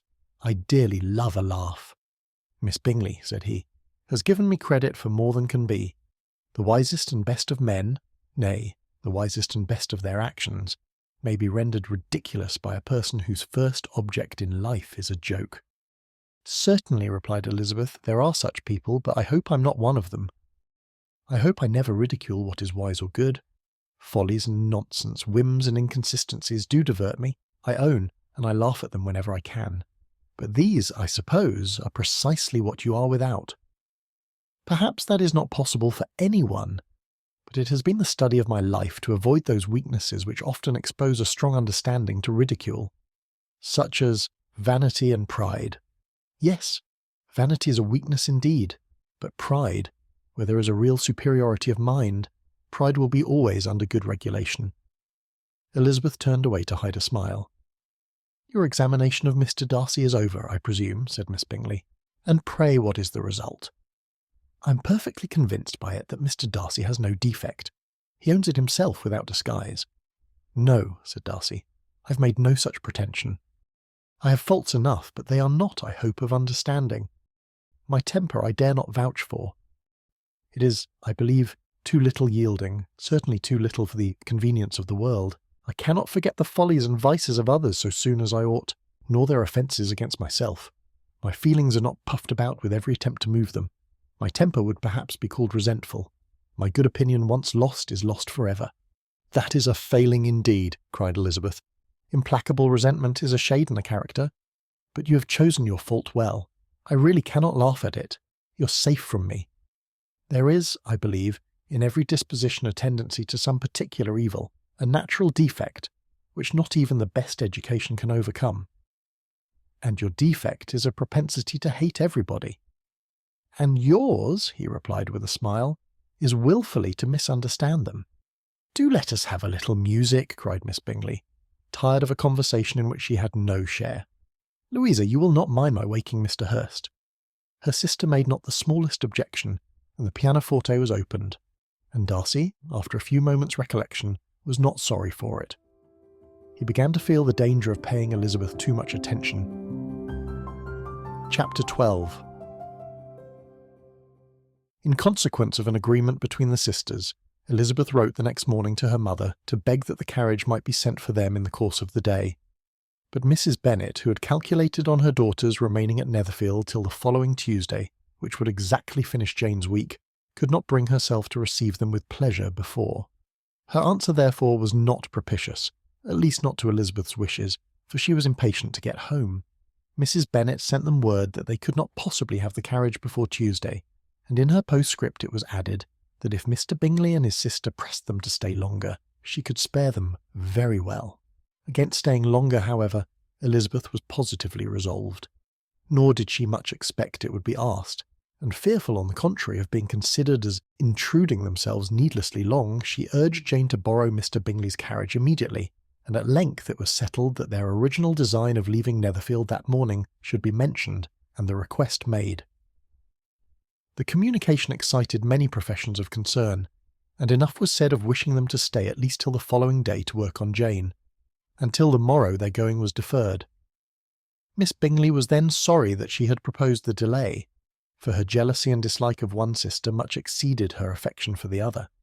The master of the house heard with real sorrow that they were to go so soon, and repeatedly tried to persuade Miss Bennet that it would not be safe for her, that she was not enough recovered, but Jane was firm where she felt herself to be right.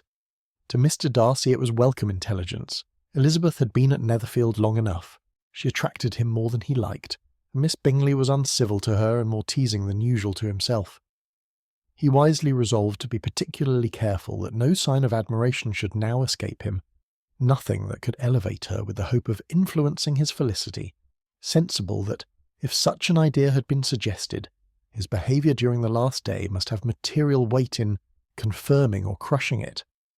Steady to his purpose, he scarcely spoke 10 words to her through the whole of Saturday, and though they were at one time left by themselves for half an hour, he adhered most conscientiously to his book, and would not even look at her. On Sunday, after morning service, the separation, so agreeable to almost all, took place. Miss Bingley's civility to Elizabeth increased at last very rapidly, as well as her affection for Jane, and when they parted, after assuring the latter of the pleasure it would always give her to see her either at Longbourn or Netherfield, and embracing her most tenderly, she even shook hands with the former. Elizabeth took leave of the whole party in the liveliest spirits. They were not welcomed home very cordially by their mother. Mrs. Bennet wondered at their coming, and thought them very wrong to give so much trouble, and was sure Jane would have caught cold again. But their father, though very laconic in his expressions of pleasure, was really glad to see them. He had felt their importance in the family circle. The evening conversation, when they were all assembled, had lost much of its animation and almost all its sense by the absence of Jane and Elizabeth. They found Mary, as usual, deep in the study of thorough base and human nature, and had some new extracts to admire and some new observations of threadbare morality to listen to. Catherine and Lydia had information for them of a different sort. Much had been done, and much had been said in the regiment since the preceding Wednesday. Several of the officers had dined lately with their uncle, a private had been flogged, and it had actually been hinted that Colonel Forster was going to be married. Chapter 13. "I hope, my dear," said Mr. Bennet to his wife, as they were at breakfast the next morning, "that you have ordered a good dinner today, because I have reason to expect an addition to our family party." "Who do you mean, my dear?" "I know of nobody that is coming, I am sure, unless Charlotte Lucas should happen to call in. and I hope my dinners are good enough for her. I do not believe she often sees such at home. The person of whom I speak is a gentleman and a stranger." Mrs. Bennet's eyes sparkled. "A gentleman and a stranger? It is Mr. Bingley, I am sure. Why, Jane, you never dropped a word of this, you sly thing. Well, I'm sure I shall be extremely glad to see Mr. Bingley, but, good Lord, how unlucky! There is not a bit of fish to be got today. Lydia, my love, ring the bell. I must speak to Hill this moment." "It is not Mr. Bingley," said her husband. "It is a person whom I never saw in the whole course of my life." This roused a general astonishment, and he had the pleasure of being eagerly questioned by his wife and 5 daughters at once. After amusing himself some time with their curiosity, he thus explained: "About a month ago I received this letter, and about a fortnight ago I answered it, for I thought it a case of some delicacy, and requiring early attention. It is from my cousin Mr. Collins, who, when I am dead, may turn you all out of this house as soon as he pleases." "Oh, my dear," cried his wife, "I cannot bear to hear that mentioned. Pray do not talk of that odious man. I do think it is the hardest thing in the world that your estate should be entailed away from your own children. And I'm sure if I'd been you, I should have tried long ago to do something or other about it." Jane and Elizabeth attempted to explain to her the nature of an entail. They had often attempted it before, but it was a subject on which Mrs. Bennet was beyond the reach of reason, and she continued to rail bitterly against the cruelty of settling an estate away from a family of 5 daughters in favour of a man whom nobody cared anything about. "It certainly is a most iniquitous affair," said Mr. Bennet, "and nothing can clear Mr. Collins from the guilt of inheriting Longbourn. But if you will listen to his letter, you may perhaps be a little softened by his manner of expressing himself." "No, that I am sure I shall not, and I think it was very impertinent of him to write to you at all, and very hypocritical. I hate such false friends. Why could not he keep on quarrelling with you, as his father did before him? Why, indeed, he does seem to have had some filial scruples on that head, as you will hear. Hunsford, near Westerham, Kent, the 15th of October. Dear Sir, the disagreement subsisting between yourself and my late honoured father always gave me much uneasiness, and since I have had the misfortune to lose him, I have frequently wished to heal the breach. But for some time I was kept back by my own doubts, fearing lest it might seem disrespectful to his memory for me to be on good terms with anyone with whom it had always pleased him to be at variance. There, Mrs. Bennet. My mind, however, is now made up on the subject, for having received ordination at Easter, I have been so fortunate as to be distinguished by the patronage of the Right Honourable Lady Catherine de Bourgh, widow of Sir Lewis de Bourgh, whose bounty and beneficence has preferred me to the valuable rectory of this parish, where it shall be my earnest endeavour to demean myself with grateful respect towards her ladyship, and be ever ready to perform those rites and ceremonies which are instituted by the Church of England. As a clergyman, moreover, I feel it my duty to promote and establish the blessing of peace in all families within the reach of my influence, and on these grounds I flatter myself that my present overtures of goodwill are highly commendable, and that the circumstance of my being next in the entail of Longbourn estate will be kindly overlooked on your side, and not lead you to reject the offered olive branch. I cannot be otherwise than concerned at being the means of injuring your amiable daughters, and beg leave to apologise for it, as well as to assure you of my readiness to make them every possible amends, but of this hereafter.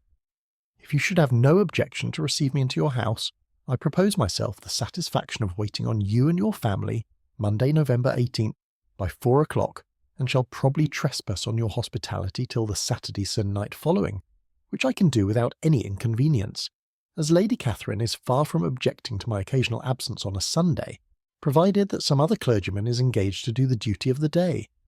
I remain, dear sir, with respectful compliments to your lady and daughters, your well-wisher and friend, William Collins.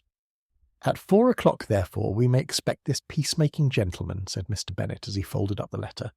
He seems to be a most conscientious and polite young man, upon my word, and I doubt not will prove a valuable acquaintance, especially if Lady Catherine should be so indulgent as to let him come to us again. There is some sense in what he says about the girls, however, and if he's disposed to make them any amends, I shall not be the person to discourage him.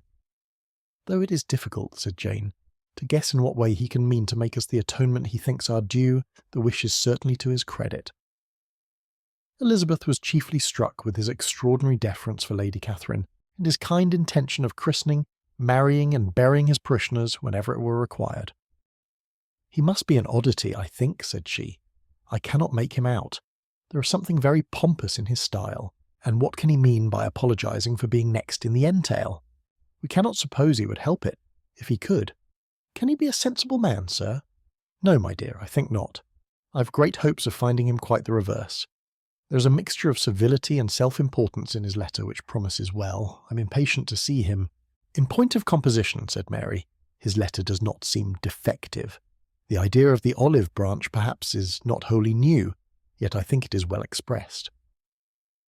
To Catherine and Lydia, neither the letter nor its writer were in any degree interesting. It was next to impossible that their cousin should come in a scarlet coat, and it was now some weeks since they had received pleasure from the society of a man in any other colour. As for their mother, Mr. Collins's letter had done away much of her ill will, and she was preparing to see him with a degree of composure which astonished her husband and daughters. Mr. Collins was punctual to his time, and was received with great politeness by the whole family. Mr. Bennet indeed said little, but the ladies were ready enough to talk, and Mr. Collins seemed neither in need of encouragement, nor inclined to be silent himself. He was a tall, heavy-looking young man of 25. His air was grave and stately, and his manners were very formal. He had not been long seated before he complimented Mrs. Bennet on having so fine a family of daughters, said he had heard much of their beauty, but that in this instance fame had fallen short of the truth, and added that he did not doubt her seeing them all in due time well disposed of in marriage. This gallantry was not much to the taste of some of his hearers, but Mrs. Bennet, who quarrelled with no compliments, answered most readily, "You are very kind, sir, I'm sure, and I wish with all my heart it may prove so, for else they will be destitute enough. Things are settled so oddly. You allude, perhaps, to the entail of this estate?" "Ah, sir, I do indeed. It is a grievous affair to my poor girls, you must confess. Not that I mean to find fault with you, for such things, I know, are all chance in this world. There is no knowing how estates will go when once they come to be entailed. I am very sensible, madam, of the hardship to my fair cousins, and could say much on the subject, but that I am cautious of appearing forward and precipitate. But I can assure the young ladies that I come prepared to admire them. At present I will not say more, but perhaps when we are better acquainted." He was interrupted by a summons to dinner, and the girls smiled on each other.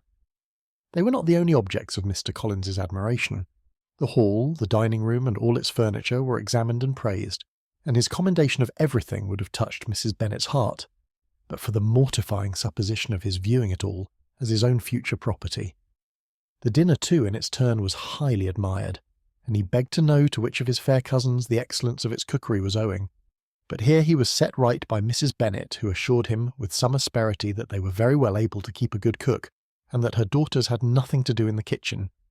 He begged pardon for having displeased her. In a softened tone she declared herself not at all offended, but he continued to apologise for about a quarter of an hour. Chapter 14. During dinner, Mr. Bennet scarcely spoke at all. But when the servants were withdrawn, he thought it time to have some conversation with his guest, and therefore started a subject in which he expected him to shine, by observing that he seemed very fortunate in his patroness. Lady Catherine de Bourgh's attention to his wishes and consideration for his comfort appeared very remarkable. Mr. Bennet could not have chosen better. Mr. Collins was eloquent in her praise.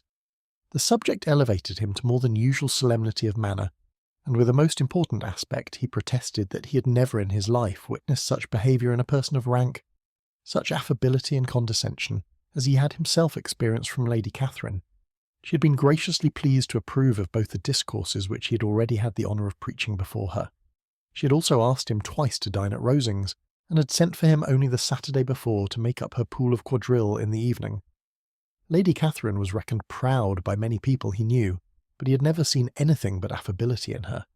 She had always spoken to him as she would to any other gentleman. She made not the smallest objection to his joining in the society of the neighbourhood, nor to his leaving his parish occasionally for a week or two to visit his relations. She had even condescended to advise him to marry as soon as he could, provided he chose with discretion, and had once paid him a visit in his humble parsonage, where she had perfectly approved all the alterations he had been making, and had even vouchsafed to suggest some herself, some shelves in the closets upstairs. "That is all very proper and civil, I am sure," said Mrs. Bennet, and I dare say she is a very agreeable woman. It is a pity that great ladies in general are not more like her. Does she live near you, sir? The garden in which stands my humble abode is separated only by a lane from Rosings Park, her ladyship's residence." "I think you said she was a widow, sir. Has she any family?" "She has one only daughter, the heiress of Rosings, and a very extensive property." "Ah!" cried Mrs. Bennet, shaking her head. "Then she's better off than many girls. And what sort of young lady is she? Is she handsome?" "She is a most charming young lady indeed. Lady Catherine herself says that, in point of true beauty, Miss de Bourgh is far superior to the handsomest of her sex, because there is that in her features which marks the young woman of distinguished birth. She is unfortunately of a sickly constitution, which has prevented her making that progress in many accomplishments which she could not otherwise have failed of, as I am informed by the lady who superintended her education, and who still resides with them. But she is perfectly amiable, and often condescends to drive by my humble abode in her little phaeton and ponies." "Has she been presented?" "I do not remember her name among the ladies at court. Her indifferent state of health unhappily prevents her being in town, and by that means, as I told Lady Catherine myself one day, has deprived the British court of its brightest ornament. Her ladyship seemed pleased with the idea, and you may imagine that I am happy on every occasion to offer those little, delicate compliments which are always acceptable to ladies. I have more than once observed to Lady Catherine that her charming daughter seemed born to be a duchess, and that the most elevated rank, instead of giving her consequence, would be adorned by her. These are the kind of little things which please her ladyship, and it is a sort of attention which I conceive myself peculiarly bound to pay." "You judge very properly," said Mr. Bennet, "and it is happy for you that you possess the talent of flattering with delicacy. May I ask whether these pleasing attentions proceed from the impulse of the moment, or are the result of previous study?" "They arise chiefly from what is passing at the time, and though I sometimes amuse myself with suggesting and arranging such little, elegant compliments as may be adapted to ordinary occasions, I always wish to give them as unstudied an air as possible." Mr. Bennet's expectations were fully answered. His cousin was as absurd as he had hoped, and he listened to him with the keenest enjoyment, maintaining at the same time the most resolute composure of countenance, and except in an occasional glance at Elizabeth, requiring no partner in his pleasure. By tea-time, however, the dose had been enough, and Mr. Bennet was glad to take his guest into the drawing-room again, and when tea was over, glad to invite him to read aloud to the ladies. Mr. Collins readily assented, and a book was produced. But on beholding it, for everything announced it to be from a circulating library, he started back, and, begging pardon, protested that he never read novels. Kitty stared at him, and Lydia exclaimed. Other books were produced, and after some deliberation he chose Fordyce's Sermons. Lydia gaped as he opened the volume, and before he had, with very monotonous solemnity, read 3 pages, she interrupted him with, "Do you know, Mamma, that my Uncle Phillips talks of turning away Richard? And if he does, Colonel Forster will hire him. My aunt told me so herself on Saturday. I shall walk to Meryton tomorrow to hear more about it, and to ask when Mr. Denny comes back from town."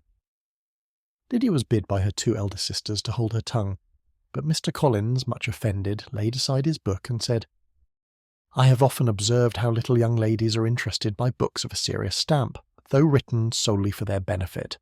It amazes me, I confess, for certainly there can be nothing so advantageous to them as instruction, but I will no longer importune my young cousin." Then, turning to Mr. Bennet, he offered himself as his antagonist at backgammon. Mr. Bennet accepted the challenge, observing that he acted very wisely in leaving the girls to their own trifling amusements. Mrs. Bennet and her daughters apologised most civilly for Lydia's interruption, and promised that it should not occur again if he would resume his book. But Mr. Collins, after assuring them that he bore his young cousin no ill will, and should never resent her behaviour as any affront, seated himself at another table with Mr. Bennet, and prepared for backgammon. Chapter 15. Mr. Collins was not a sensible man, and the deficiency of nature had been but little assisted by education or society, the greatest part of his life having been spent under the guidance of an illiterate and miserly father. And though he belonged to one of the universities, he had merely kept the necessary terms without forming at it any useful acquaintance. The subjection in which his father had brought him up had given him originally great humility of manner, but it was now a good deal counteracted by the self-conceit of a weak head, living in retirement, and the consequential feelings of early and unexpected prosperity, a fortunate chance had recommended him to Lady Catherine de Bourgh when the living of Hunsford was vacant, and the respect which he felt for her high rank, and his veneration for her as his patroness, mingling with a very good opinion of himself, of his authority as a clergyman and his right as a rector, made him altogether a mixture of pride and obsequiousness, self-importance and humility. Having now a good house and a very sufficient income, he intended to marry, and in seeking a reconciliation with the Longbourn family he had a wife in view, as he meant to choose one of the daughters, if he found them as handsome and amiable as they were represented by common report.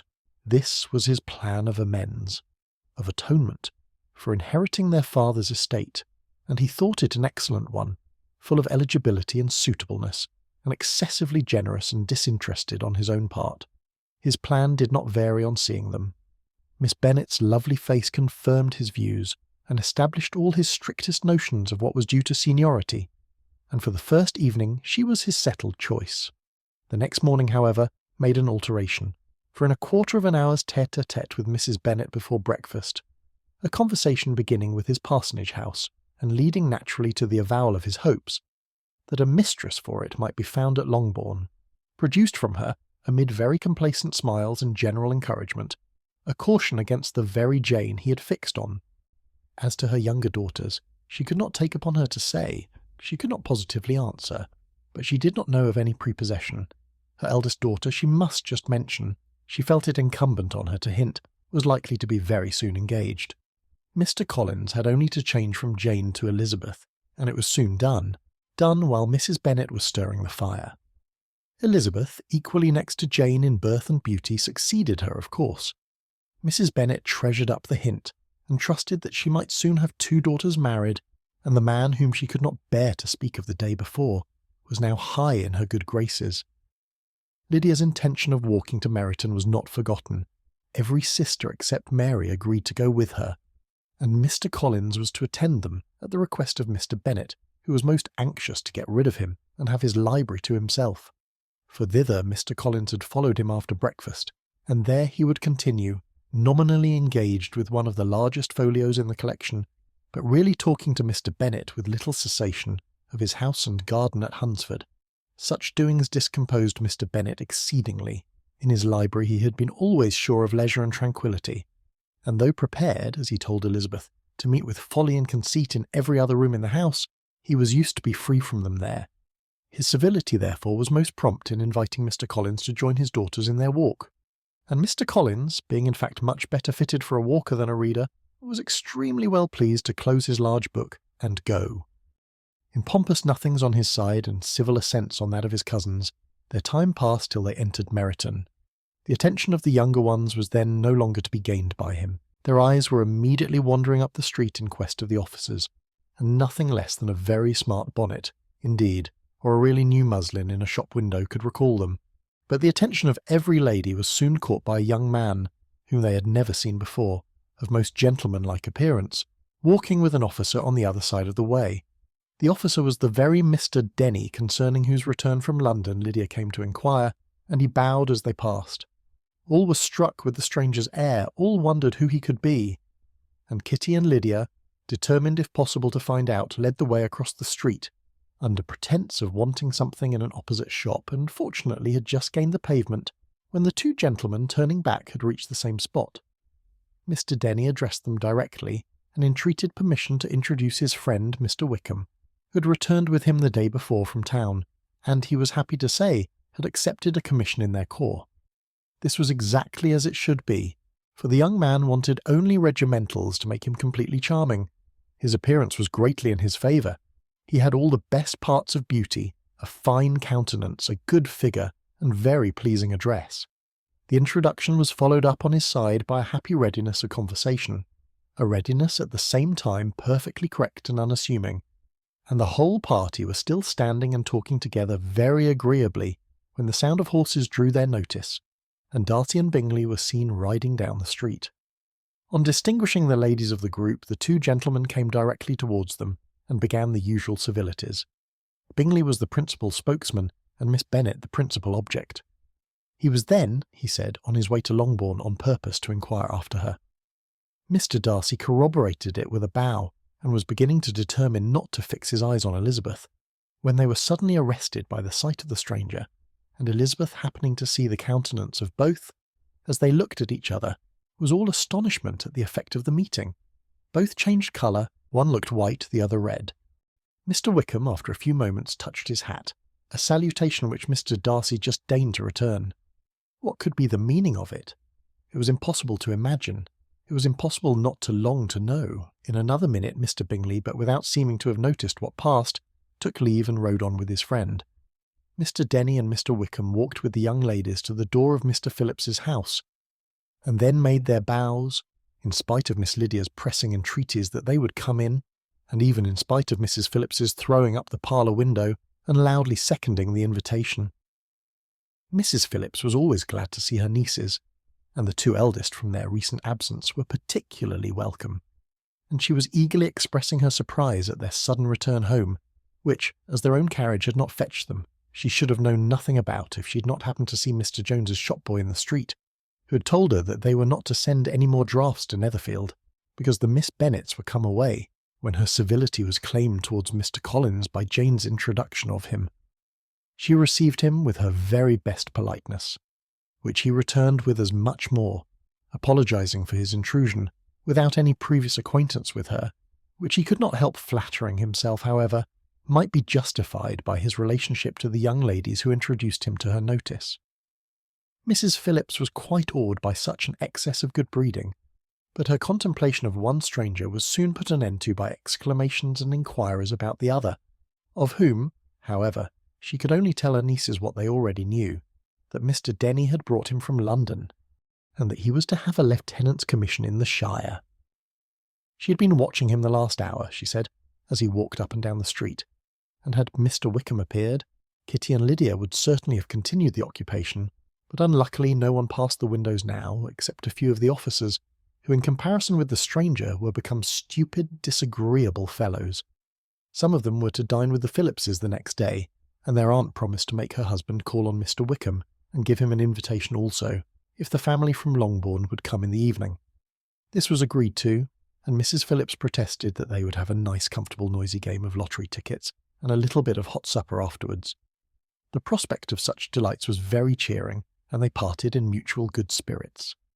Mr. Collins repeated his apologies in quitting the room, and was assured with unwearying civility that they were perfectly needless. As they walked home, Elizabeth related to Jane what she'd seen pass between the two gentlemen. But though Jane would have defended either or both, had they appeared to be wrong, she could no more explain such behaviour than her sister. Mr. Collins, on his return, highly gratified Mrs. Bennet by admiring Mrs. Phillips's manners and politeness. He protested that, except Lady Catherine and her daughter, he had never seen a more elegant woman, for she had not only received him with the utmost civility, but had even pointedly included him in her invitation for the next evening, although utterly unknown to her before. Something he supposed might be attributed to his connection with them, but yet he'd never met with so much attention in the whole course of his life. If you're enjoying this audiobook and would like to see more, please consider liking and subscribing, or explore our catalogue celebrating classical literature through unique, book-inspired retail items at echoesfromthedust.com, link in the description. Discover elegant gifts, decor, apparel and stationery, inspired by timeless works like Pride and Prejudice, perfect for book lovers, collectors, and anyone seeking to bring literary classics into modern life. Chapter 16. As no objection was made to the young people's engagement with their aunt, and all Mr. Collins's scruples of leaving Mr. and Mrs. Bennet for a single evening during his visit were most steadily resisted, the coach conveyed him and his 5 cousins at a suitable hour to Meryton, and the girls had the pleasure of hearing, as they entered the drawing-room, that Mr. Wickham had accepted their uncle's invitation and was then in the house. When this information was given and they had all taken their seats, Mr. Collins was at leisure to look around him and admire, and he was so much struck with the size and furniture of the apartment that he declared he might almost have supposed himself in the small summer breakfast parlour at Rosings, a comparison that did not at first convey much gratification. But when Mrs. Phillips understood from him what Rosings was and who was its proprietor, when she had listened to the description of only one of Lady Catherine's drawing-rooms and found that the chimney-piece alone had cost £800, she felt all the force of the compliment and would hardly have resented a comparison with the housekeeper's room. in describing to her all the grandeur of Lady Catherine and her mansion, with occasional digressions in praise of his own humble abode and the improvements it was receiving. He was happily employed until the gentleman joined them, and he found in Mrs. Phillips a very attentive listener, whose opinion of his consequence increased with what she heard, and who was resolving to retail it all among her neighbours as soon as she could. To the girls, who could not listen to their cousin, and who had nothing to do but to wish for an instrument, and examine their own indifferent imitations of china on the mantelpiece, the interval of waiting appeared very long. It was over at last, however. The gentleman did approach, and when Mr. Wickham walked into the room, Elizabeth felt that she'd neither been seeing him before nor thinking of him since, with the smallest degree of unreasonable admiration. The officers of the Shire were in general a very creditable, gentlemanlike set, and the best of them were of the present party, but Mr. Wickham was as far beyond them all in person, countenance, air, and walk, as they were superior to the broad-faced, stuffy Uncle Phillips, breathing port wine, who followed them into the room. Mr. Wickham was the happy man towards whom almost every female eye was turned, and Elizabeth was the happy woman by whom he finally seated himself. And the agreeable manner in which he immediately fell into conversation, though it was only on its being a wet night and on the probability of a rainy season, made her feel that the commonest, dullest, most threadbare topic might be rendered interesting by the skill of the speaker. With such rivals for the notice of the fair as Mr. Wickham and the officers, Mr. Collins seemed to sink into insignificance. To the young ladies he certainly was nothing, but he had still at intervals a kind listener in Mrs. Phillips, and was, by her watchfulness, most abundantly supplied with coffee and muffin. When the card tables were placed, he had an opportunity of obliging her in return by sitting down to whist. "I know little of the game at present," said he, "but I shall be glad to improve myself, for in my situation of life—" Mrs. Phillips was very thankful for his compliance, but could not wait for his reason. Mr. Wickham did not play at whist, and with ready delight was he received at the other table between Elizabeth and Lydia. At first there seemed danger of Lydia's engrossing him entirely, for she was a most determined talker, but being likewise extremely fond of lottery tickets, she soon grew too much interested in the game, too eager in making bets and exclaiming after prizes, to have attention for anyone in particular. Allowing for the common demands of the game, Mr. Wickham was therefore at leisure to talk to Elizabeth, and she was very willing to hear him, though what she chiefly wished to hear she could not hope to be told, the history of his acquaintance with Mr. Darcy. She dared not even mention that gentleman. Her curiosity, however, was unexpectedly relieved. Mr. Wickham began the subject himself. He inquired how far Netherfield was from Meryton, and after receiving her answer, asked in a hesitating manner how long Mr. Darcy had been staying there. "About a month," said Elizabeth, and then, unwilling to let the subject drop, added, "He is a man of very large property in Derbyshire, I understand." "Yes," replied Wickham. "His estate there is a noble one, a clear 10,000 per annum. You could not have met with a person more capable of giving you certain information on that head than myself, for I have been connected with his family in a particular manner from my infancy."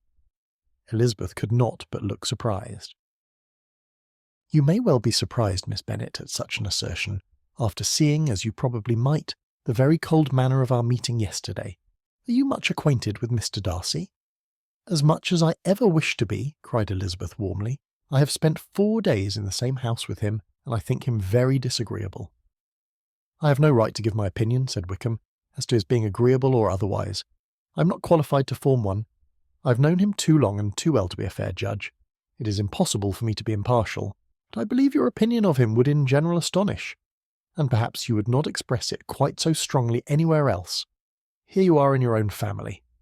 Upon my word, I say no more here than I might say in any house in the neighbourhood, except Netherfield. He is not at all liked in Hertfordshire.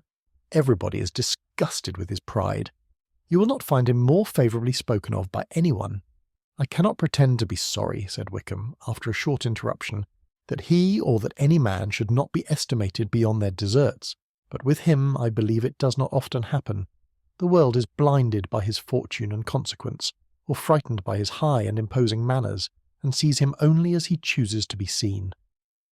I should take him, even on my slight acquaintance, to be an ill-tempered man." Wickham only shook his head.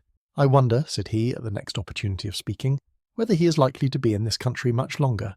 I do not at all know, but I heard nothing of his going away when I was at Netherfield. I hope your plans in favour of the Shire will not be affected by his being in the neighbourhood."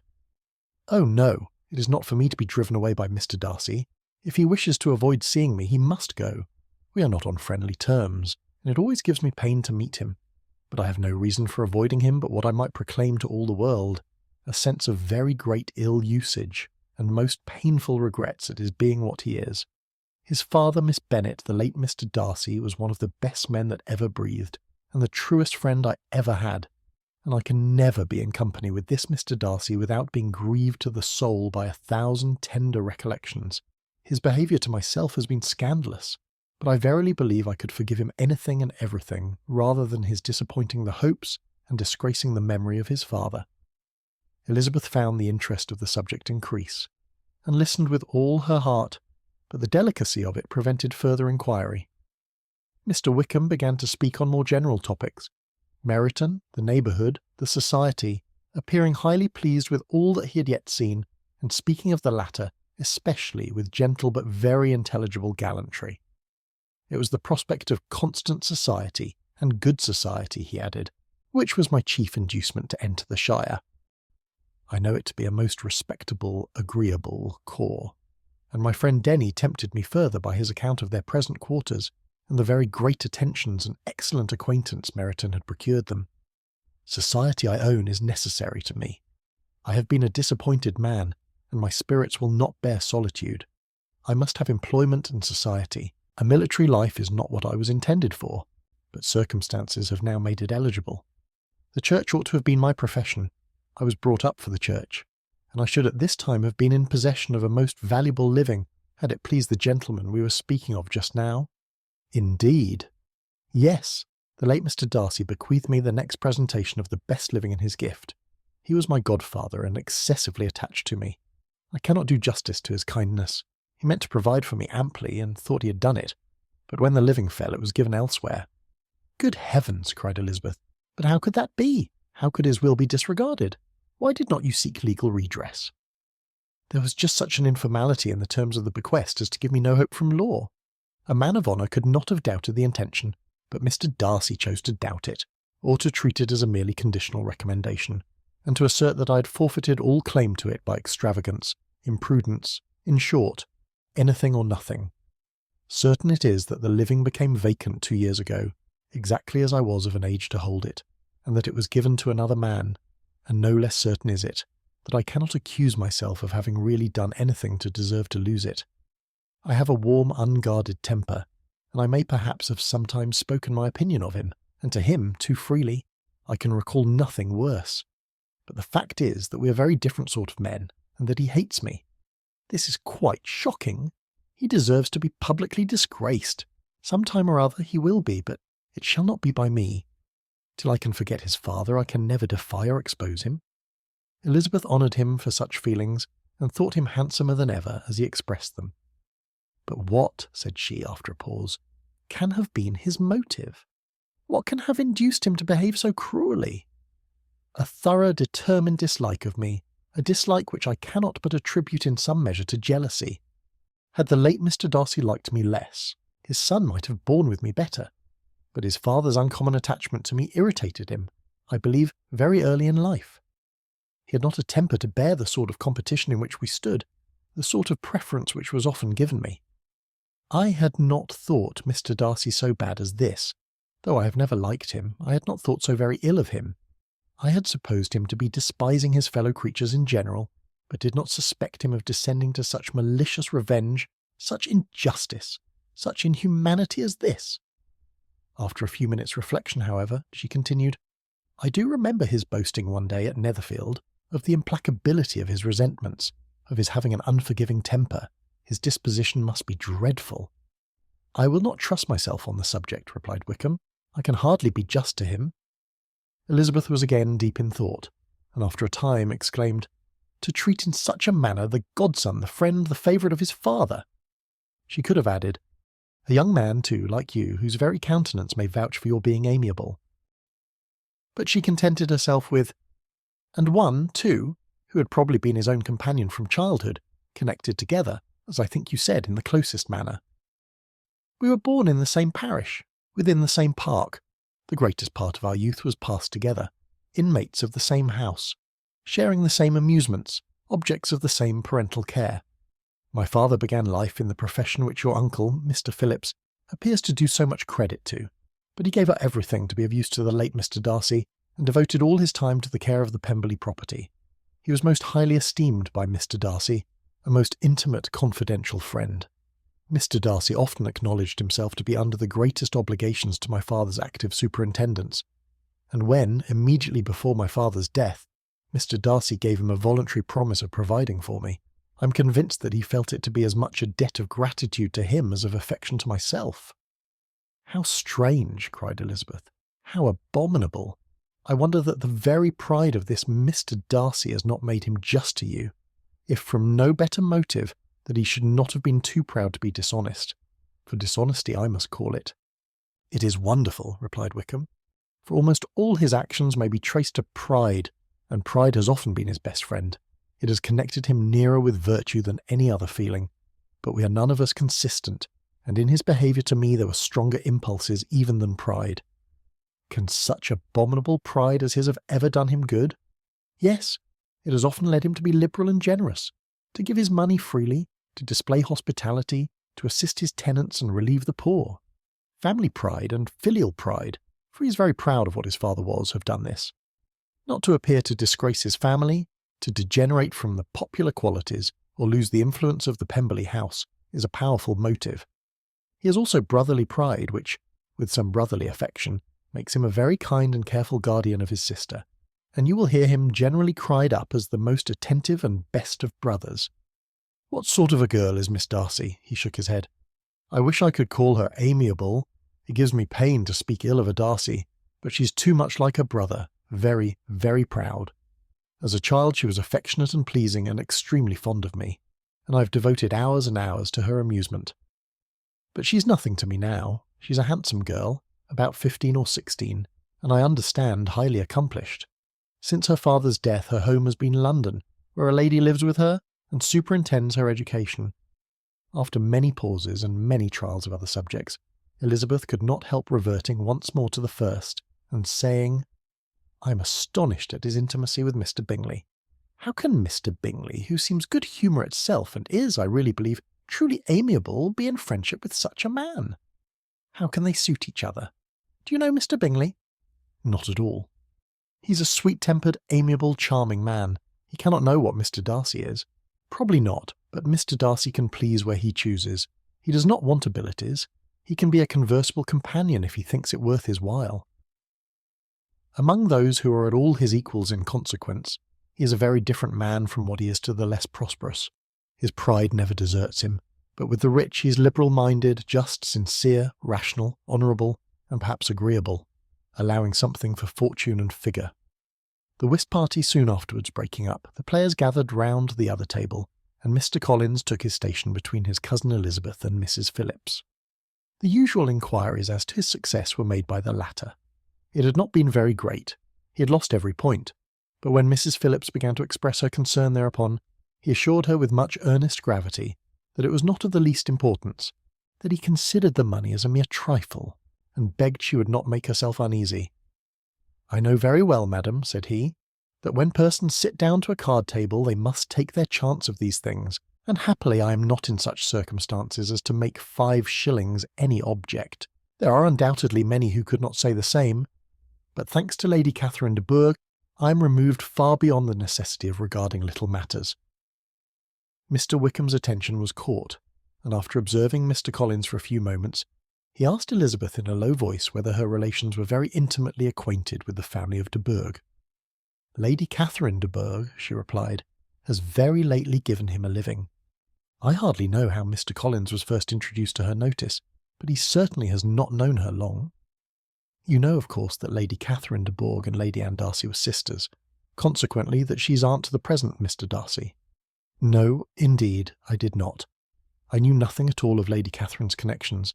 I never heard of her existence till the day before yesterday. Her daughter, Miss de Bourgh, will have a very large fortune, and it is believed that she and her cousin will unite the 2 estates." This information made Elizabeth smile, as she thought of poor Miss Bingley. Vain indeed must be all her attentions, vain and useless her affection for his sister, and her praise of himself, if he were already self-destined to another. "Mr. Collins," said she, "speaks highly both of Lady Catherine and her daughter, but from some particulars that he is related of her ladyship, I suspect his gratitude misleads him, and that in spite of her being his patroness, she is an arrogant, conceited woman." "I believe her to be both in a great degree," replied Wickham. "I have not seen her for many years, but I very well remember that I never liked her, and that her manners were dictatorial and insolent. She has the reputation of being remarkably sensible and clever, but I rather believe she derives part of her abilities from her rank and fortune, part from her authoritative manner, and the rest from the pride of her nephew, who chooses that everyone connected with him should have an understanding of the first class." Elizabeth allowed that he had given a very rational account of it, and they continued talking together with mutual satisfaction, till supper put an end to cards and gave the rest of the ladies their share of Mr. Wickham's attentions. There could be no conversation in the noise of Mrs. Phillips's supper party, but his manners recommended him to everybody. Whatever he said was said well, and whatever he did, done gracefully. Elizabeth went away with her head full of him. She could think of nothing but of Mr. Wickham, and of what he had told her all the way home. But there was not time for her even to mention his name as they went, for neither Lydia nor Mr. Collins were once silent. Lydia talked incessantly of lottery tickets, of the fish she had lost and the fish she had won, and Mr. Collins, in describing the civility of Mr. and Mrs. Phillips, protesting that he did not in the least regard his losses at whist, enumerating all the dishes at supper, and repeatedly fearing that he crowded his cousins, had more to say than he could well manage before the carriage stopped at Longbourn House. Chapter 17. Elizabeth related to Jane the next day what had passed between Mr. Wickham and herself. Jane listened with astonishment and concern. She knew not how to believe that Mr. Darcy could be so unworthy of Mr. Bingley's regard, and yet it was not in her nature to question the veracity of a young man of such amiable appearance as Wickham. The possibility of his having really endured such unkindness was enough to interest all her tender feelings, and nothing therefore remained to be done but to think well of them both, to defend the conduct of each, and throw into the account of accident or mistake whatever could not be otherwise explained. "They have both," said she, "been deceived, I dare say, in some way or other, of which we can form no idea. Interested people have perhaps misrepresented each to the other. It is, in short, impossible for us to conjecture the causes or circumstances which may have alienated them, without actual blame on either side." "Very true indeed. And now, my dear Jane, what have you got to say in behalf of the interested people who have probably been concerned in the business? Do clear them too, or we shall be obliged to think ill of somebody. Laugh as much as you choose, but you will not laugh me out of my opinion. My dearest Lizzie, do but consider in what a disgraceful light it places Mr. Darcy, to be treating his father's favourite in such a manner, one whom his father had promised to provide for. It is impossible. No man of common humanity, no man who had any value for his character could be capable of it. Can his most intimate friends be so excessively deceived in him? Oh no. I can much more easily believe Mr. Bingley's being imposed on than that Mr. Wickham should invent such a history of himself as he gave me last night. Names, facts, everything mentioned without ceremony. If it be not so, let Mr. Darcy contradict it. Besides, there was truth in his looks. It is difficult indeed. It is distressing. One does not know what to think. I beg your pardon. One knows exactly what to think. But Jane could think with certainty on only one point, that Mr. Bingley, if he had been imposed on, would have much to suffer when the affair became public. The two young ladies were summoned from the shrubbery, where this conversation passed, by the arrival of some of the very persons of whom they had been speaking.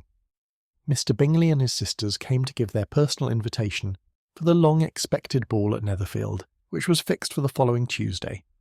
The two ladies were delighted to see their dear friend again, called it an age since they had met, and repeatedly asked what she had been doing with herself since their separation. To the rest of the family they paid little attention, avoiding Mrs. Bennet as much as possible, saying not much to Elizabeth, and nothing at all to the others. They were soon gone again, rising from their seats with an activity which took their brother by surprise, and hurrying off, as if eager to escape from Mrs. Bennet's civilities. The prospect of the Netherfield ball was extremely agreeable to every female of the family. Mrs. Bennet chose to consider it as given in compliment to her eldest daughter, and was particularly flattered by receiving the invitation from Mr. Bingley himself, instead of a ceremonious card. Jane pictured to herself a happy evening in the society of her two friends, and the attentions of their brother, and Elizabeth thought with pleasure of dancing a great deal with Mr. Wickham, and of seeing a confirmation of everything in Mr. Darcy's look and behaviour. The happiness anticipated by Catherine and Lydia depended less on any single event or any particular person, for though they each, like Elizabeth, meant to dance half the evening with Mr. Wickham, he was by no means the only partner who could satisfy them, and a ball was, at any rate, a ball, and even Mary could assure her family that she had no disinclination for it. "Well, I can have my mornings to myself," said she. "It is enough. I think it is no sacrifice to join occasionally in evening engagements. Society has claims on us all, and I profess myself one of those who consider intervals of recreation and amusement as desirable for everybody." Elizabeth's spirits were so high on the occasion that though she did not often speak unnecessarily to Mr. Collins, she could not help asking him whether he intended to accept Mr. Bingley's invitation, and if he did, whether he would think it proper to join in the evening's amusement. And she was rather surprised to find that he entertained no scruple whatever on that head, and was very far from dreading a rebuke, either from the Archbishop or Lady Catherine de Bourgh, by venturing to dance. "I am by no means of opinion, I assure you," said he, "that a ball of this kind, given by a young man of character to respectable people, can have any evil tendency, and I am so far from objecting to dancing myself, that I shall hope to be honoured with the hands of all my fair cousins in the course of the evening, and I take this opportunity of soliciting yours, Miss Elizabeth, for the two first dances especially, a preference which I trust my cousin Jane will attribute to the right cause, and not to any disrespect for her." Elizabeth felt herself completely taken in. She had fully proposed being engaged by Wickham for those very dances, and to have Mr. Collins instead. Her liveliness had been never worse timed. There was no help for it, however. Mr. Wickham's happiness and her own was perforce delayed a little longer, and Mr. Collins's proposal accepted with as good a grace as she could. She was not the better pleased with his gallantry from the idea it suggested of something more. It now first struck her that she was selected from among her sisters as worthy of being the mistress of Hunsford Parsonage, and of assisting to form a quadrille table at Rosings, in the absence of more eligible visitors. The idea soon reached a conviction as she observed his increasing civilities towards herself, and heard his frequent attempt at a compliment on her wit and vivacity, and though more astonished than gratified herself by this effect of her charms, it was not long before her mother gave her to understand that the probability of their marriage was exceedingly agreeable to her. Elizabeth, however, did not choose to take the hint, being well aware that a serious dispute must be the consequence of any reply. Mr. Collins might never make the offer, and till he did it was useless to quarrel about him. If there had not been a Netherfield ball to prepare for and talk of, the younger Miss Bennets would have been in a pitiable state at this time, for from the day of the invitation to the day of the ball, there was such succession of rain as prevented their walking to Meryton once. No aunt, no officers, no news could be sought after. The very shoe roses for Netherfield were got by proxy. Even Elizabeth might have found some trial of her patience in weather, which totally suspended the improvement of her acquaintance with Mr. Wickham, and nothing less than a dance on Tuesday could have made such a Friday, Saturday, Sunday, and Monday endurable to Kitty and Lydia. Chapter 18. Till Elizabeth entered the drawing-room at Netherfield, and looked in vain for Mr. Wickham among the cluster of redcoats there assembled. A doubt of his being present had never occurred to her. The certainty of meeting him had not been checked by any of those recollections that might not unreasonably have alarmed her. She had dressed with more than usual care, and prepared in the highest spirits for the conquest of all that remained unsubdued of his heart, trusting that it was not more than might be won in the course of the evening. But in an instant arose the dreadful suspicion of his being purposely omitted for Mr. Darcy's pleasure in the Bingleys' invitation to the officers, and though this was not exactly the case, the absolute fact of his absence was pronounced by his friend Mr. Denny, to whom Lydia eagerly applied, and who told them that Wickham had been obliged to go to town on business the day before, and was not yet returned, adding, with a significant smile, "I do not imagine his business would have called him away just now, if he had not wished to avoid a certain gentleman here." This part of his intelligence, though unheard by Lydia, was caught by Elizabeth, and as it assured her that Darcy was not less answerable for Wickham's absence than if her first surmise had been just, every feeling of displeasure against the former was so sharpened by immediate disappointment that she could hardly reply with tolerable civility to the polite inquiries which he directly afterwards approached to make. Attention, forbearance, patience with Darcy was injury to Wickham. She was resolved against any sort of conversation with him, and turned away with a degree of ill humour which she could not wholly surmount even in speaking to Mr. Bingley, whose blind partiality provoked her. But Elizabeth was not formed for ill humour, and though every prospect of her own was destroyed for the evening, it could not dwell long on her spirits, and having told all her griefs to Charlotte Lucas, whom she had not seen for a week, she was soon able to make a voluntary transition to the oddities of her cousin, and to point him out to her particular notice. The 2 first dances, however, brought a return of distress. They were dances of mortification. Mr. Collins, awkward and solemn, apologising instead of attending, and often moving wrong without being aware of it, gave her all the shame and misery which a disagreeable partner for a couple of dances can give.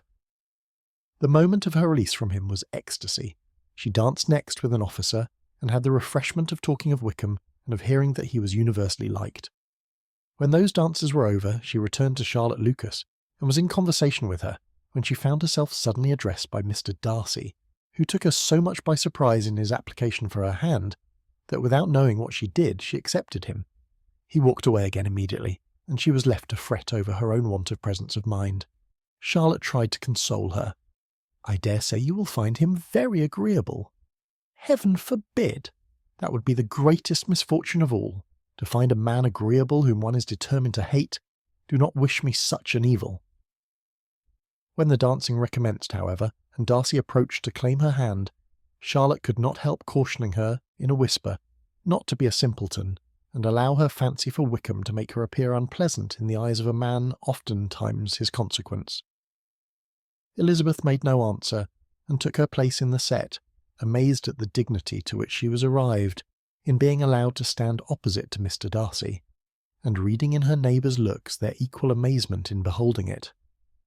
They stood for some time without speaking a word, and she began to imagine that their silence was to last through the 2 dances, and at first was resolved not to break it, till suddenly fancying that it would be the greater punishment to her partner to oblige him to talk, she made some slight observation on the dance.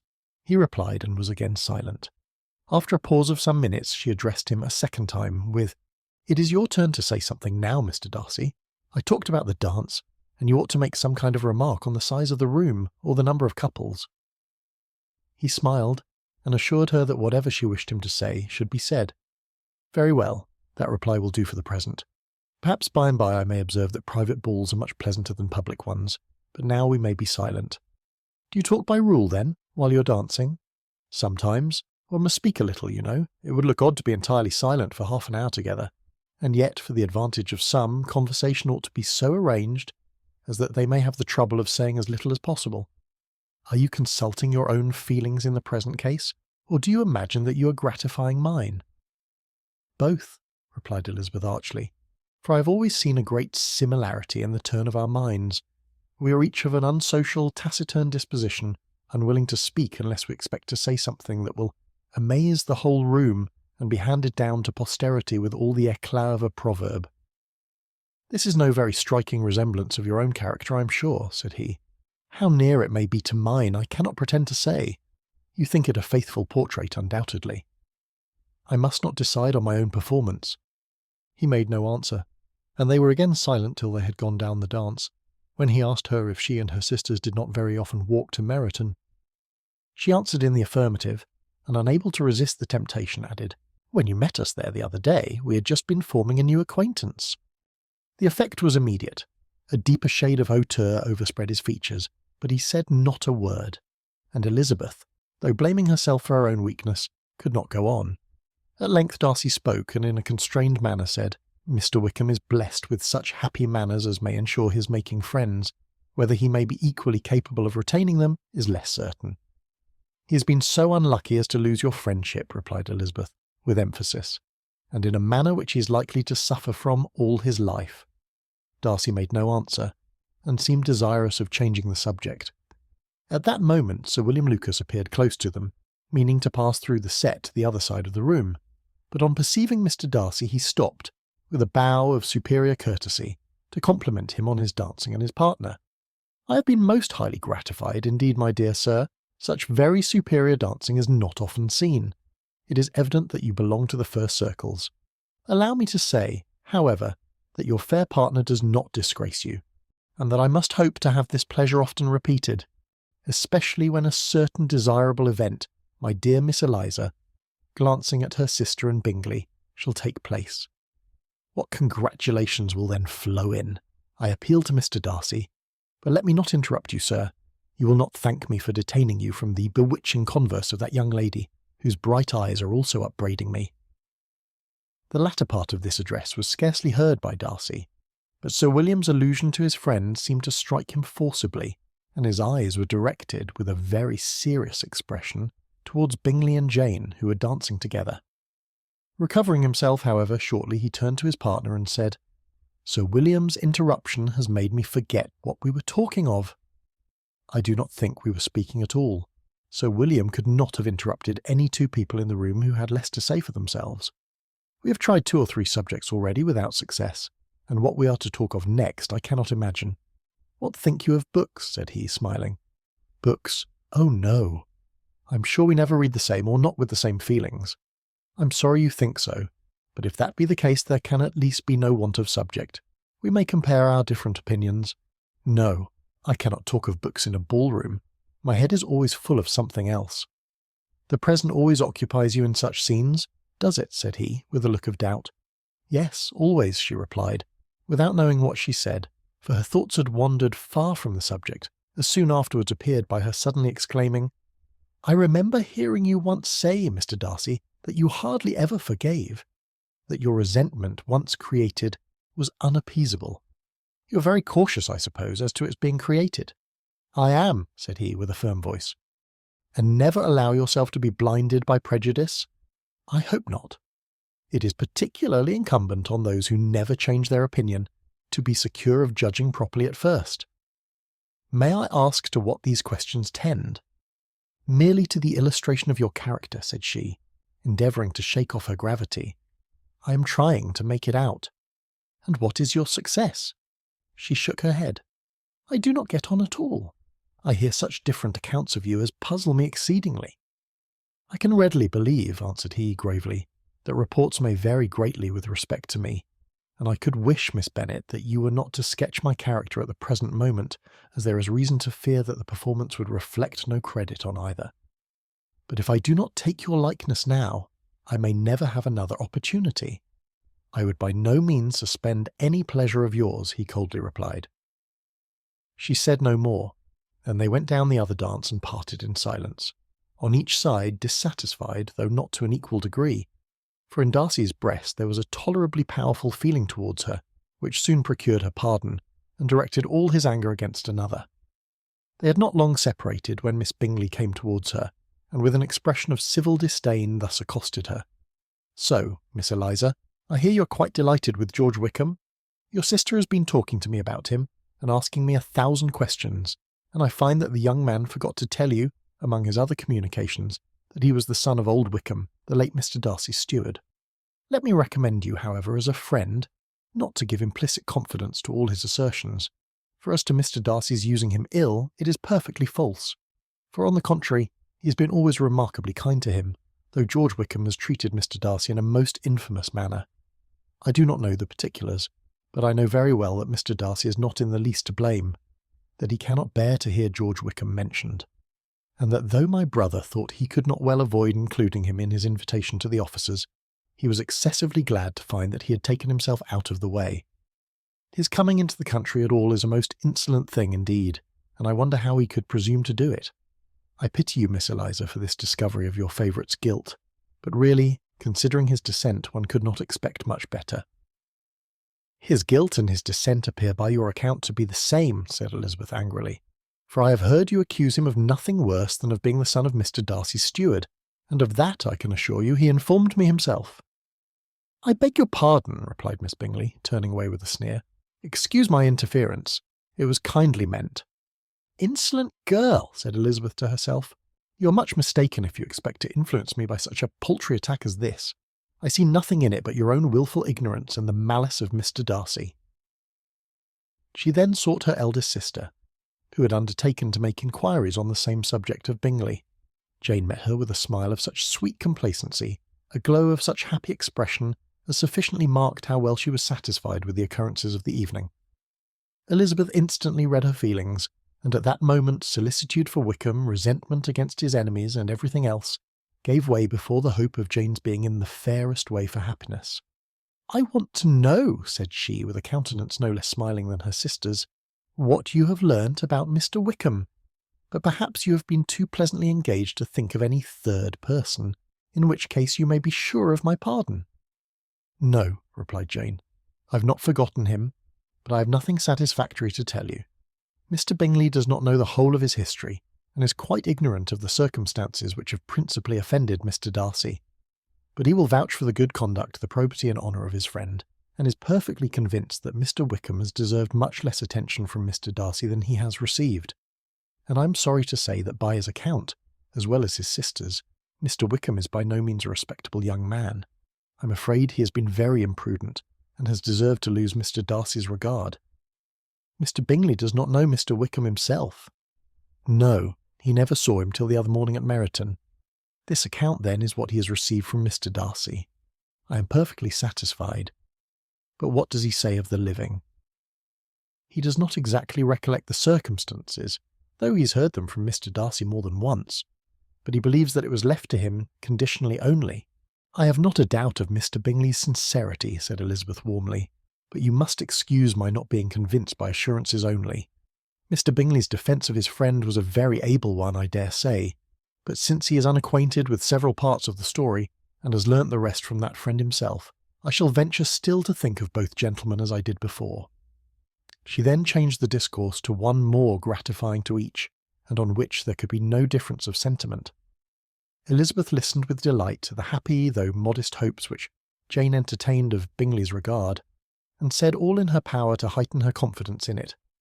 On their being joined by Mr. Bingley himself, Elizabeth withdrew to Miss Lucas, to whose inquiry after the pleasantness of her last partner she had scarcely replied, before Mr. Collins came up to them and told her with great exultation that he had just been so fortunate as to make a most important discovery. "I have found out," said he, "by a singular accident, that there is now in the room a near relation to my patroness.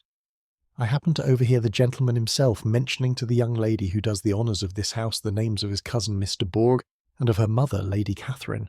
How wonderfully these sort of things occur! Who would have thought of my meeting with, perhaps, a nephew of a Lady Catherine de Bourg in this assembly? I am most thankful that the discovery is made in time for me to pay my respects to him, which I am now going to do, and trust he will excuse my not having done it before. My total ignorance of the connection must plead my apology." "You are not going to introduce yourself to Mr. Darcy?" "Indeed I am. I shall entreat his pardon for not having done it earlier. I believe him to be Lady Catherine's nephew. It will be in my power to assure him that her ladyship was quite well yesterday se'nnight."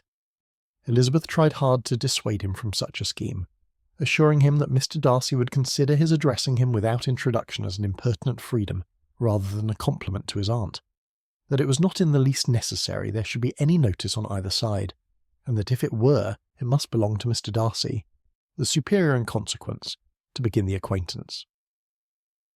Mr. Collins listened to her with the determined air of following his own inclination, and when she ceased speaking replied thus: "My dear Miss Elizabeth, I have the highest opinion in the world of your excellent judgment in all matters within the scope of your understanding, but permit me to say that there must be a wide difference between the established forms of ceremony amongst the laity and those which regulate the clergy.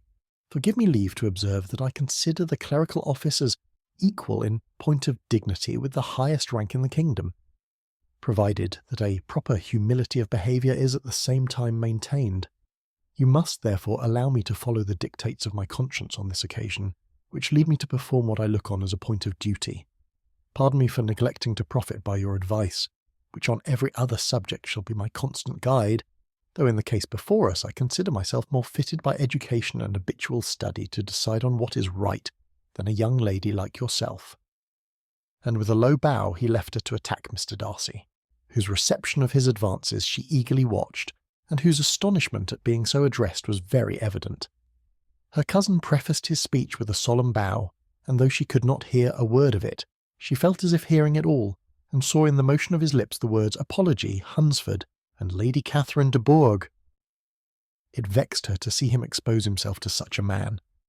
Mr. Darcy was eyeing him with unrestrained wonder, and when at last Mr. Collins allowed him to speak, replied with an air of distant civility. Mr. Collins, however, was not discouraged from speaking again, and Mr. Darcy's contempt seemed abundantly increasing with the length of his second speech, and at the end of it he only made him a slight bow and moved another way. Mr. Collins then returned to Elizabeth. "I have no reason, I assure you," said he, "to be dissatisfied with my reception." Mr. Darcy seemed much pleased with the attention. He answered me with the utmost civility, and even paid me the compliment of saying that he was so well convinced of Lady Catherine's discernment as to be certain she could never bestow a favour unworthily. It was really a very handsome thought. Upon the whole, I am much pleased with him. As Elizabeth had no longer any interest of her own to pursue, she turned her attention almost entirely on her sister and Mr. Bingley, and the train of agreeable reflections which her observations gave birth to made her perhaps almost as happy as Jane. She saw her in idea settled in that very house, in all the felicity which a marriage of true affection could bestow, and she felt capable, under such circumstances, of endeavouring even to like Bingley's two sisters. Her mother's thoughts she plainly saw were bent the same way, and she determined not to venture near her, lest she might hear too much.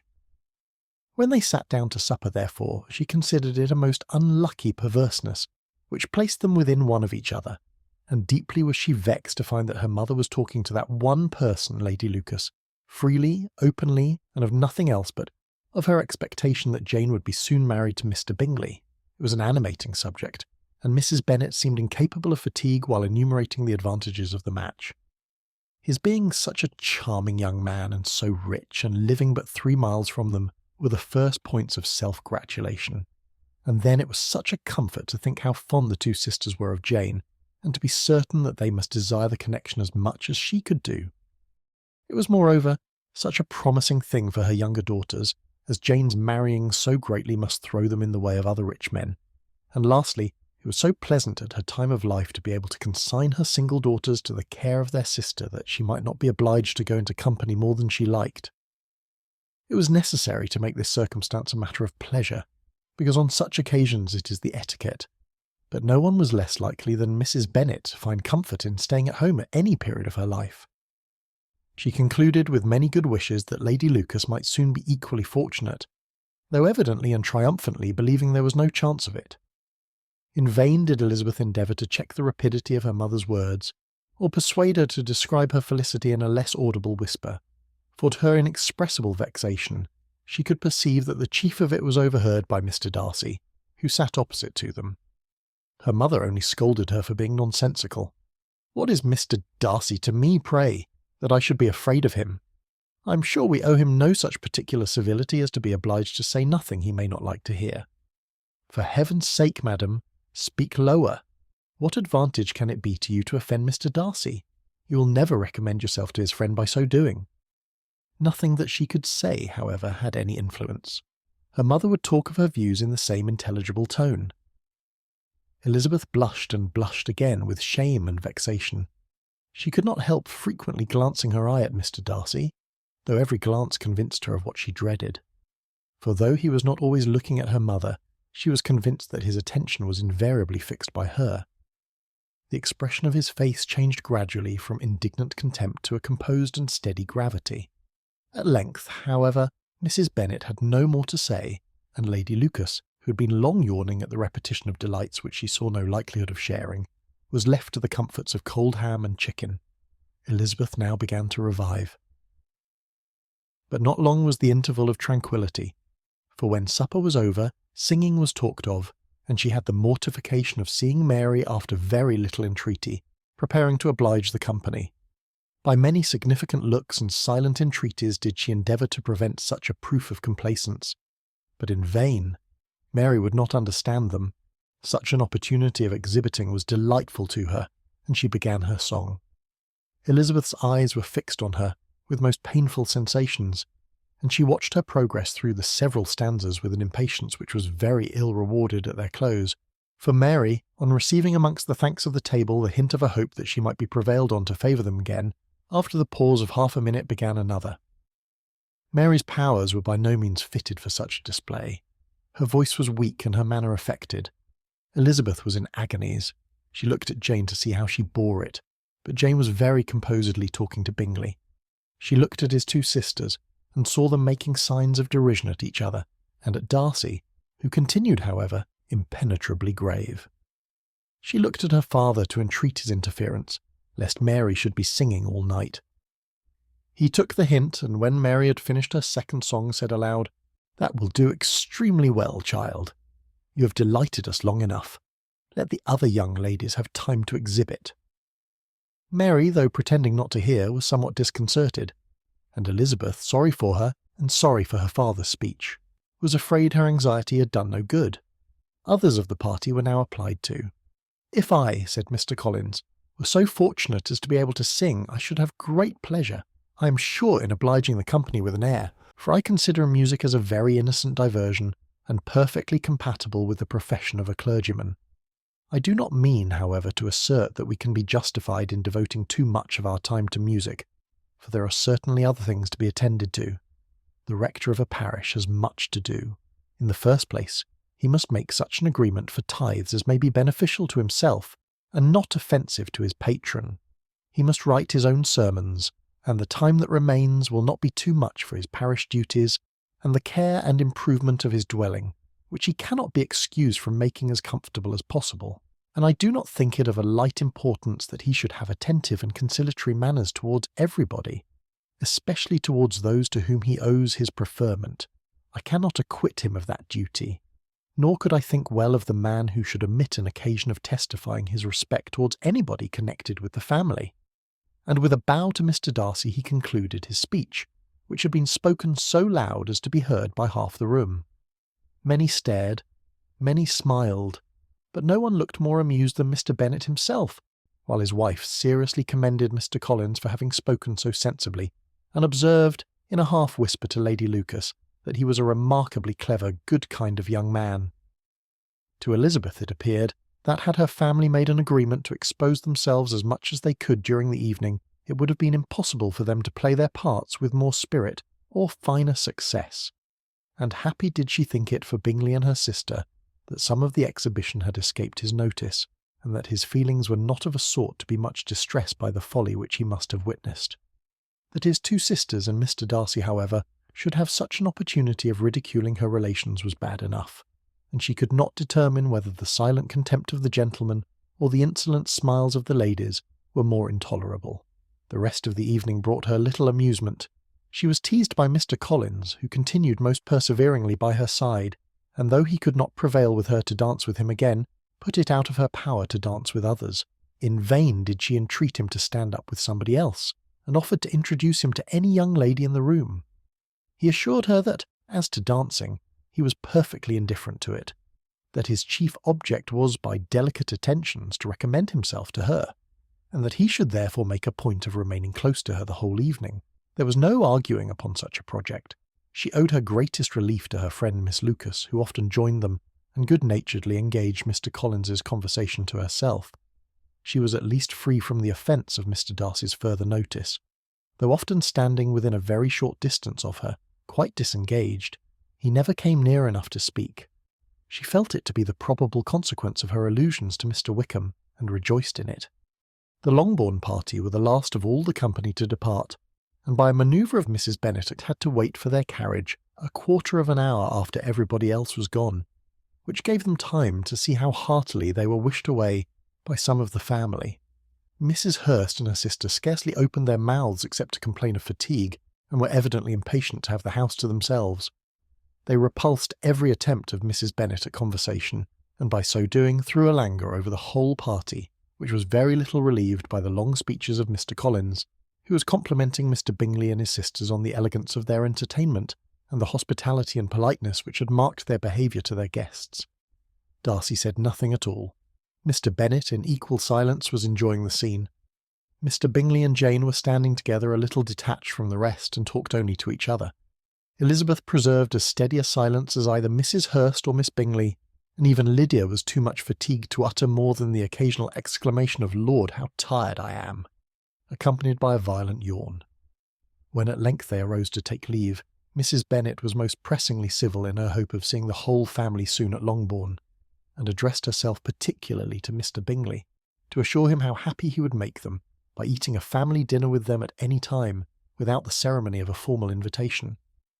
Bingley was all grateful pleasure, and he readily engaged for taking the earliest opportunity of waiting on her after his return from London, whither he was obliged to go the next day for a short time. Mrs. Bennet was perfectly satisfied, and quitted the house under the delightful persuasion that, allowing for the necessary preparations of settlements, new carriages, and wedding clothes, she should undoubtedly see her daughter settled at Netherfield in the course of 3 or 4 months. Of having another daughter married to Mr. Collins she thought with equal certainty and with considerable though not equal pleasure. Elizabeth was the least dear to her of all her children, and though the man and the match were quite good enough for her, the worth of each was eclipsed by Mr. Bingley and Netherfield. Chapter 19. The next day opened a new scene at Longbourn. Mr. Collins made his declaration in form.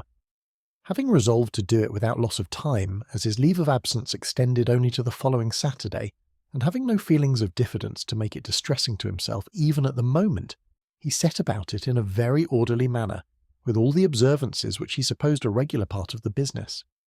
On finding Mrs. Bennet, Elizabeth, and one of the younger girls together, soon after breakfast, he addressed the mother in these words: "May I hope, madam, for your interest with your fair daughter Elizabeth, when I solicit for the honour of a private audience with her in the course of this morning?" Before Elizabeth had time for anything but a blush of surprise, Mrs. Bennet instantly answered, "Oh dear, yes, certainly. I'm sure Lizzie will be very happy. I'm sure she can have no objection. Come, Kitty, I want you upstairs." And gathering her work together, she was hastening away when Elizabeth called out, "Dear ma'am, do not go. I beg you will not go. Mr. Collins must excuse me. He can have nothing to say to me that anybody need not hear. I am going away myself." "No, no, nonsense, Lizzie. I desire you will stay where you are." And upon Elizabeth seeming really, with vexed and embarrassed looks, about to escape, she added, "Lizzie, I insist upon your staying and hearing Mr. Collins." Elizabeth would not oppose such an injunction, and a moment's consideration making her also sensible that it would be wisest to get it over as soon and as quietly as possible, she sat down again, and tried to conceal, by incessant employment, the feelings which were divided between distress and diversion. Mrs. Bennet and Kitty walked off, and as soon as they were gone, Mr. Collins began, "Believe me, my dear Miss Elizabeth, that your modesty, so far from doing you any disservice, rather adds to your other perfections.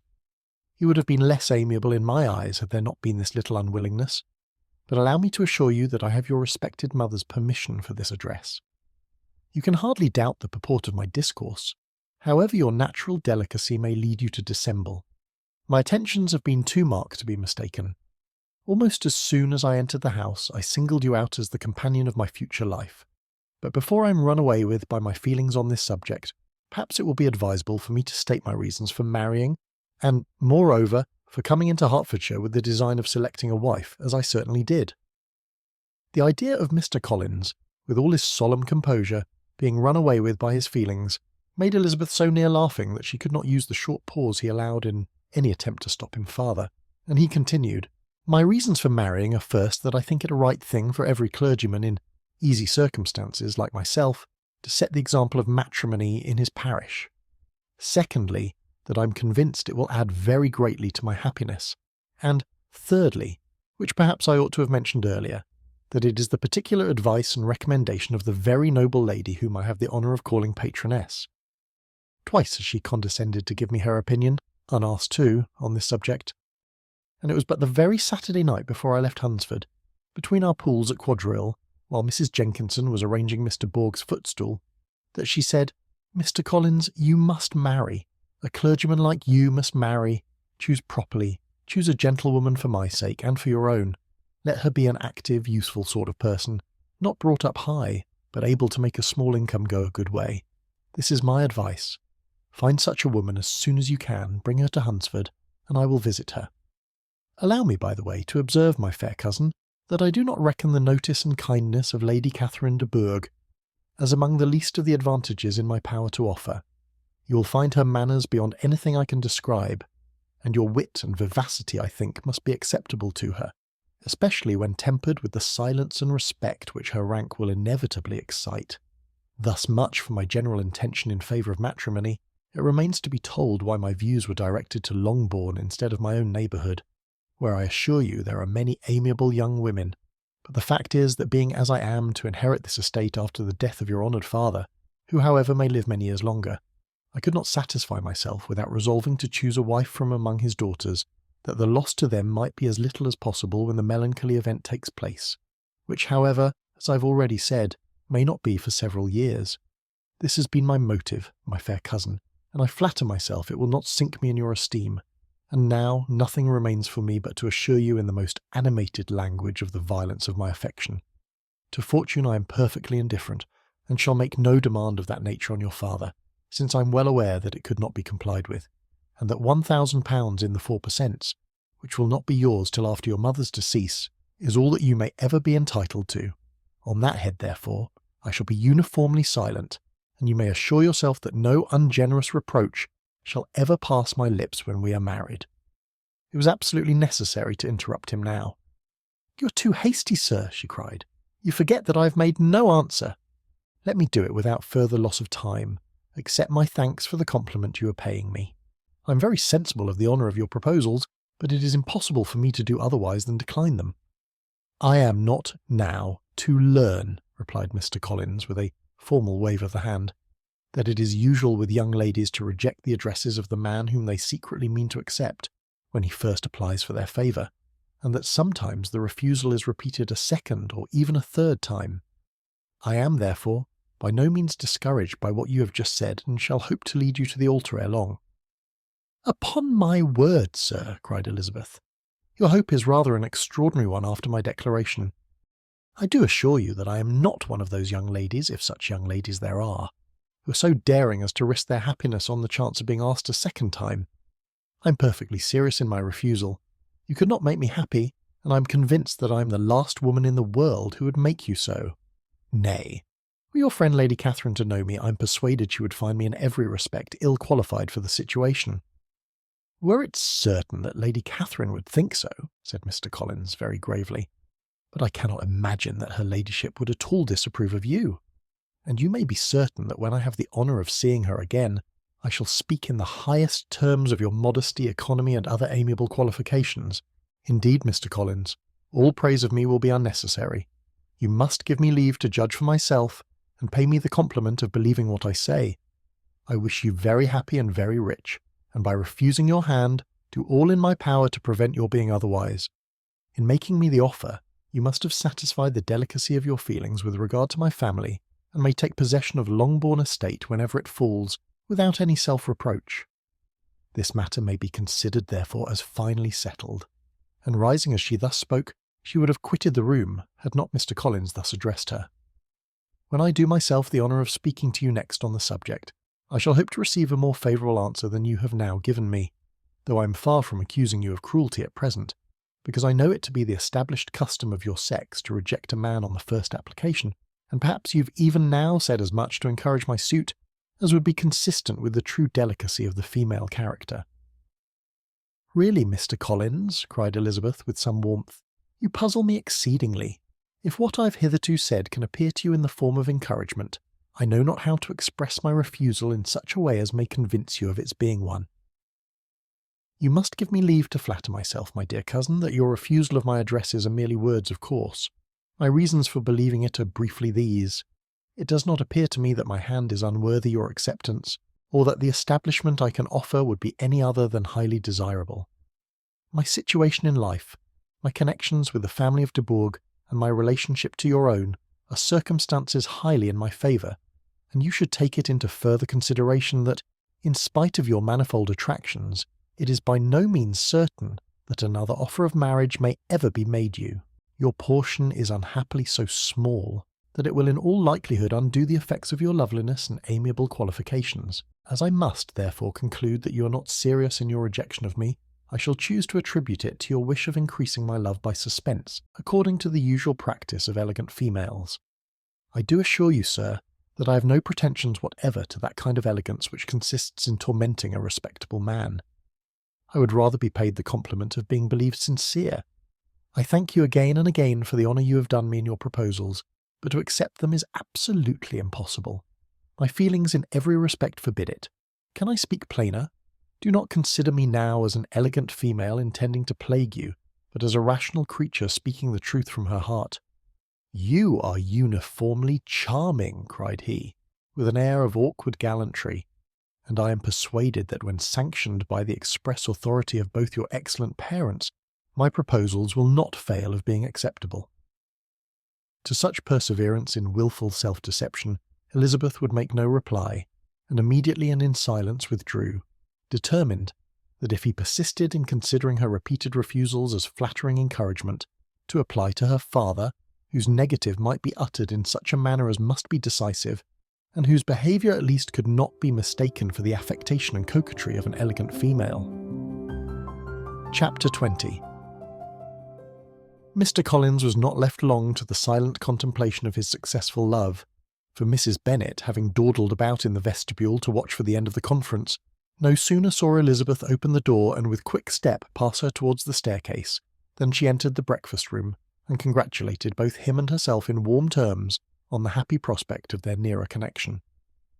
Mr. Collins received and returned these felicitations with equal pleasure, and then proceeded to relate the particulars of their interview, with the result of which he trusted he had every reason to be satisfied, since the refusal which his cousin had steadfastly given him would naturally flow from her bashful modesty and the genuine delicacy of her character. This information, however, startled Mrs. Bennet. She would have been glad to be equally satisfied that her daughter had meant to encourage him by protesting against his proposals, but she dared not believe it, and could not help saying so. "But depend upon it, Mr. Collins," she added, "that Lizzie shall be brought to reason. I will speak to her about it myself directly. She's a very headstrong, foolish girl, and does not know her own interest, but I will make her know it." "Pardon me for interrupting you, madam," cried Mr. Collins, "but if she's really headstrong and foolish, I know not whether she would altogether be a very desirable wife to a man in my situation, who naturally looks for happiness in the marriage state. If, therefore, she actually persists in rejecting my suit, perhaps it were better not to force her into accepting me, because, if liable to such defects of temper, she could not contribute much to my felicity." "Sir, you quite misunderstand me," said Mrs. Bennet, alarmed. "Lizzie is only headstrong in such matters as these. In everything else she's as good-natured a girl as ever lived. I will go directly to Mr. Bennet, and we shall very soon settle it with her, I'm sure." She would not give him time to reply, but hurrying instantly to her husband, called out as she entered the library, "Oh, Mr. Bennet, you are wanted immediately. We are all in an uproar.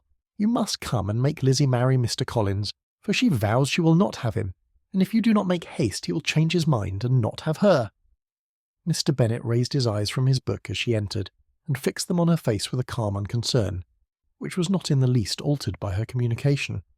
"I have not the pleasure of understanding you," said he, when she had finished her speech. "Of what are you talking?" "Of Mr. Collins and Lizzie. Lizzie declares she will not have Mr. Collins, and Mr. Collins begins to say that he will not have Lizzie. And what am I to do on the occasion? It seems a hopeless business.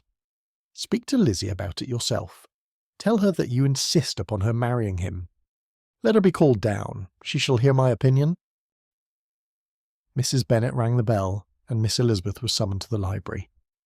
"Come here, child," cried her father as she appeared. "I have sent for you on an affair of importance. I understand that Mr. Collins has made you an offer of marriage. Is it true?" Elizabeth replied that it was. "Very well, and this offer of marriage you have refused." "I have, sir." "Very well. We now come to the point. Your mother insists upon your accepting it. Is it not so, Mrs. Bennet?" "Yes, or I will never see her again." "An unhappy alternative is before you, Elizabeth.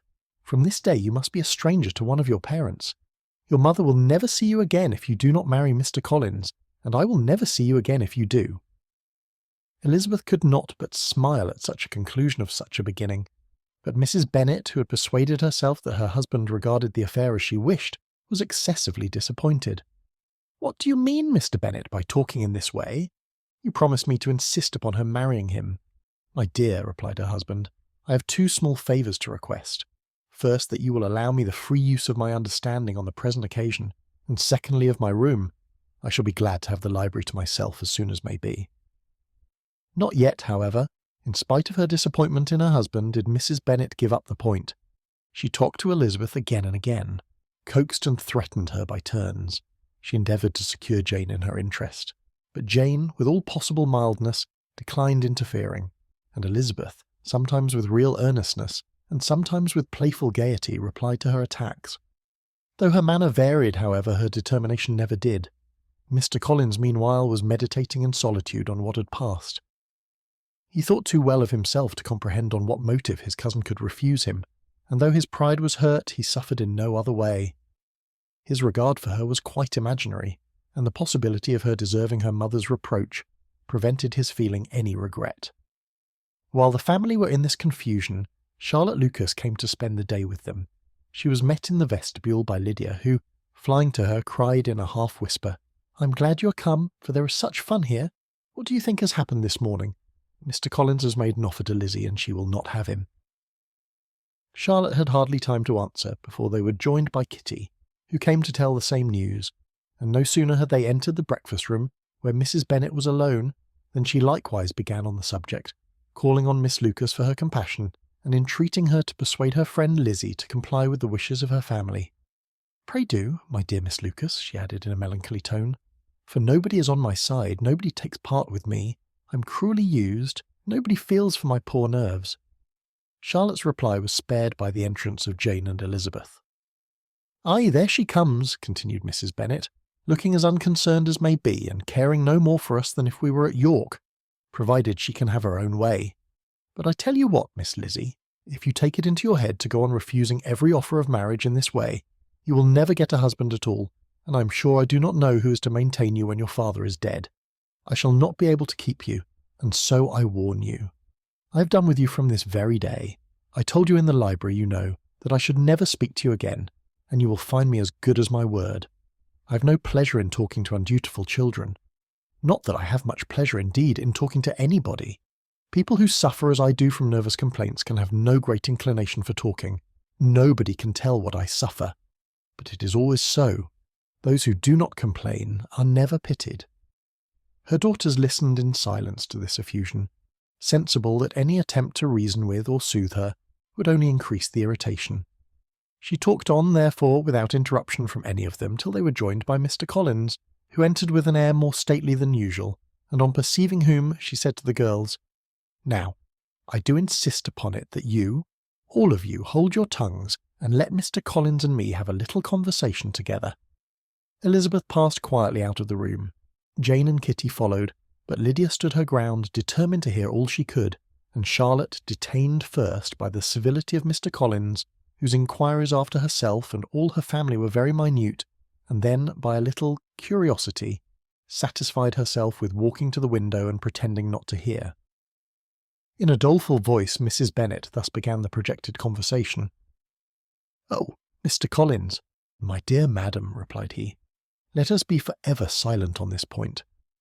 Far be it from me," he presently continued in a voice that marked his displeasure, "to resent the behaviour of your daughter.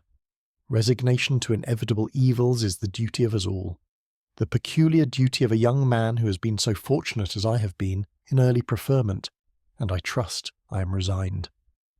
Perhaps not the less so from feeling a doubt of my positive happiness had my fair cousin honoured me with her hand, for I have often observed that resignation is never so perfect as when the blessing denied begins to lose somewhat of its value in our estimation.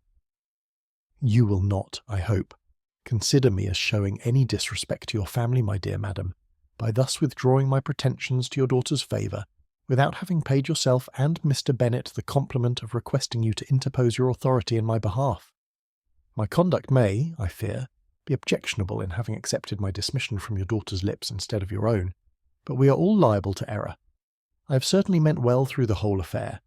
My object has been to secure an amiable companion for myself, with due consideration for the advantage of all your family, and if my manner has been at all reprehensible, I here beg leave to apologise.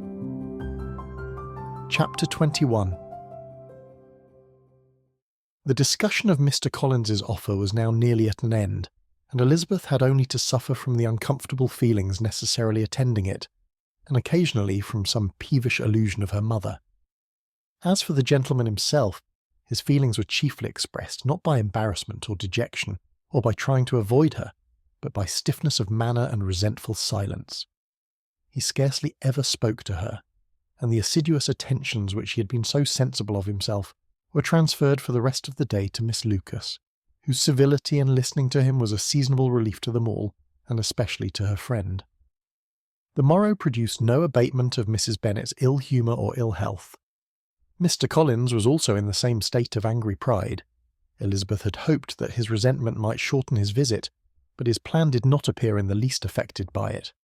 He was always to have gone on Saturday, and to Saturday he still meant to stay. After breakfast, the girls walked to Meryton to inquire if Mr. Wickham were returned, and to lament over his absence from the Netherfield ball. He joined them on their entering the town, and attended them to their aunt's, where his regret and vexation and the concern of everybody were well talked over. To Elizabeth, however, he voluntarily acknowledged that the necessity of his absence had been self-imposed. "I found," said he, as the time drew near, that I had better not meet Mr. Darcy, that to be in the same room, the same party with him for so many hours together, might be more than I could bear, and that scenes might arise unpleasant to more than myself. She highly approved his forbearance, and they had leisure for a full discussion of it, and for all the commendations which they civilly bestowed on each other, as Wickham and another officer walked back with them to Longbourn, and during the walk he particularly attended to her. His accompanying them was a double advantage. She felt all the compliment it offered to herself, and it was most acceptable as an occasion of introducing him to her father and mother. Soon after their return a letter was delivered to Miss Bennet. It came from Netherfield, and was opened immediately. The envelope contained a sheet of elegant little hot-pressed paper, well covered with a lady's fair, flowing hand, and Elizabeth saw her sister's countenance change as she read it, and saw her dwelling intently on some particular passages. Jane recollected herself soon, and putting the letter away tried to join, with her usual cheerfulness, in the general conversation. But Elizabeth felt an anxiety on the subject which drew off her attention even from Wickham, and no sooner had he and his companion taken leave than a glance from Jane invited her to follow her upstairs. When they had gained their own room, Jane, taking out her letter, said, "This is from Caroline Bingley. What it contains has surprised me a good deal. The whole party have left Netherfield by this time, and are on their way to town, and without any intention of coming back again. You shall hear what she says." She then read the first sentence aloud, which comprised the information of their having just resolved to follow their brother to town directly, and of their meaning to dine that day in Grosvenor Street, where Mr. Hurst had a house. The next was in these words: "I do not pretend to regret anything I shall leave in Hertfordshire except your society, my dearest friend, but we will hope, at some future period, to enjoy many returns of that delightful intercourse we have known, and in the meanwhile may lessen the pain of separation by a very frequent and most unreserved correspondence. I depend on you for that." To these high-flown expressions Elizabeth listened with all the insensibility of distrust, and though the suddenness of their removal surprised her, she saw nothing in it really to lament. It was not to be supposed that their absence from Netherfield would prevent Mr. Bingley's being there, and as to the loss of their society, she was persuaded that Jane must soon cease to regard it in the enjoyment of his. "It is unlucky," said she, after a short pause, "that you should not be able to see your friends before they leave the country, but may we not hope that the period of future happiness to which Miss Bingley looks forward may arrive earlier than she is aware, and that the delightful intercourse you have known as friends will be renewed with yet greater satisfaction as sisters? Mr. Bingley will not be detained in London by them. Caroline decidedly says that none of the party will return into Hertfordshire this winter. I will read it to you. When my brother left us yesterday, he imagined that the business which took him to London might be concluded in 3 or 4 days. But as we are certain it cannot be so, and at the same time convinced that when Charles gets to town he will be in no hurry to leave it again, we have determined on following him thither, that he may not be obliged to spend his vacant hours in a comfortless hotel. Many of my acquaintance are already there for the winter. I wish I could hear that you, my dearest friend, had any intention of making one in the crowd, but of that I despair. I sincerely hope your Christmas in Hertfordshire may abound in the gaieties which that season generally brings, and that your beaux will be so numerous as to prevent your feeling the loss of the 3 of whom we shall deprive you. It is evident by this," added Jane, "that he comes back no more this winter. It is only evident that Miss Bingley does not mean he should. Why will you think so? It must be his own doing. He is his own master. But you do not know all.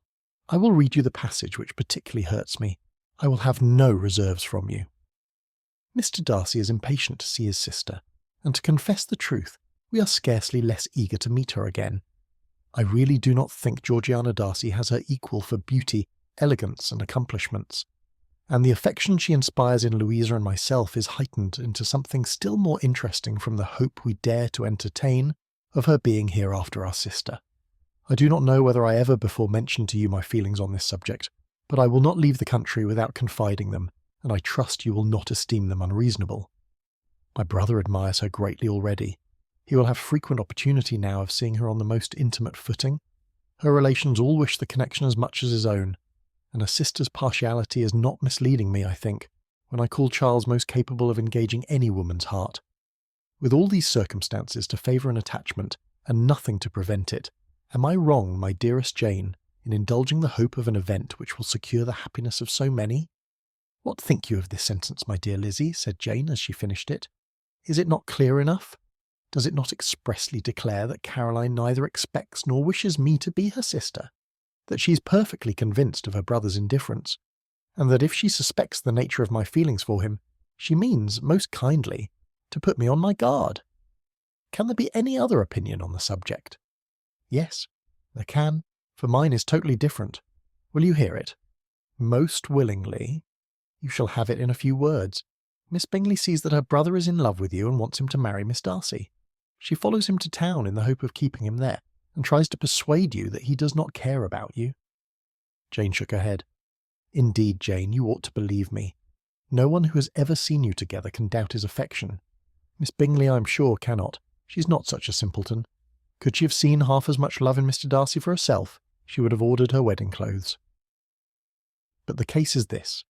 We're not rich enough or grand enough for them, and she's the more anxious to get Miss Darcy for her brother, from the notion that when there has been one intermarriage, she may have less trouble in achieving a second, in which there is certainly some ingenuity, and I dare say it would succeed if Mr. Borg were out of the way. But my dearest Jane, you cannot seriously imagine that because Miss Bingley tells you her brother greatly admires Miss Darcy, he is in the smallest degree less sensible of your merit than when he took leave of you on Tuesday, or that it will be in her power to persuade him that, instead of being in love with you, he is very much in love with her friend. If we thought alike of Miss Bingley, replied Jane, your representation of all this might make me quite easy, but I know the foundation is unjust. Caroline is incapable of wilfully deceiving anyone, and all that I can hope in this case is that she's deceived herself. That is right. You could not have started a more happy idea, since you will not take comfort in mine. Leave her to be deceived by all means. You have now done your duty by her, and must fret no longer. But my dear sister, can I be happy, even supposing the best, in accepting a man whose sisters and friends are all wishing him to marry elsewhere? You must decide for yourself, said Elizabeth, and if, upon mature deliberation, you find that the misery of disobliging his two sisters is more than equivalent to the happiness of being his wife, I advise you by all means to refuse him. How can you talk so? Said Jane, faintly smiling. You must know that though I should be exceedingly grieved at their disapprobation, I could not hesitate. I did not think you would, and that being the case, I cannot consider your situation with much compassion. If he returns no more this winter, my choice will never be required. 1,000 things may arise in 6 months. The idea of his returning no more Elizabeth treated with the utmost contempt. It appeared to her merely the suggestion of Caroline's interested wishes, and she could not for a moment suppose that those wishes, however openly or artfully spoken, could influence a young man so totally independent of everyone. She represented to her sister, as forcibly as possible, what she felt on the subject, and had soon the pleasure of seeing its happy effect. Jane's temper was not desponding, and she was gradually led to hope, though the diffidence of affection sometimes overcame the hope, that Bingley would return to Netherfield and answer every wish of her heart.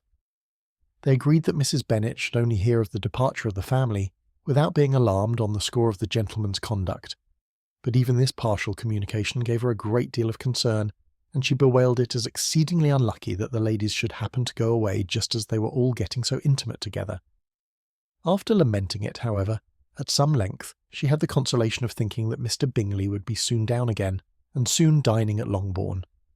And the conclusion of all was the comfortable declaration that though he had been invited only to a family dinner, she would take care to have 2 full courses. Chapter 22. The Bennets were engaged to dine with the Lucases, and again, during the chief of the day, was Miss Lucas so kind as to listen to Mr. Collins. Elizabeth took an opportunity of thanking her, "It keeps him in good humour," said she, "and I'm more obliged to you than I can express."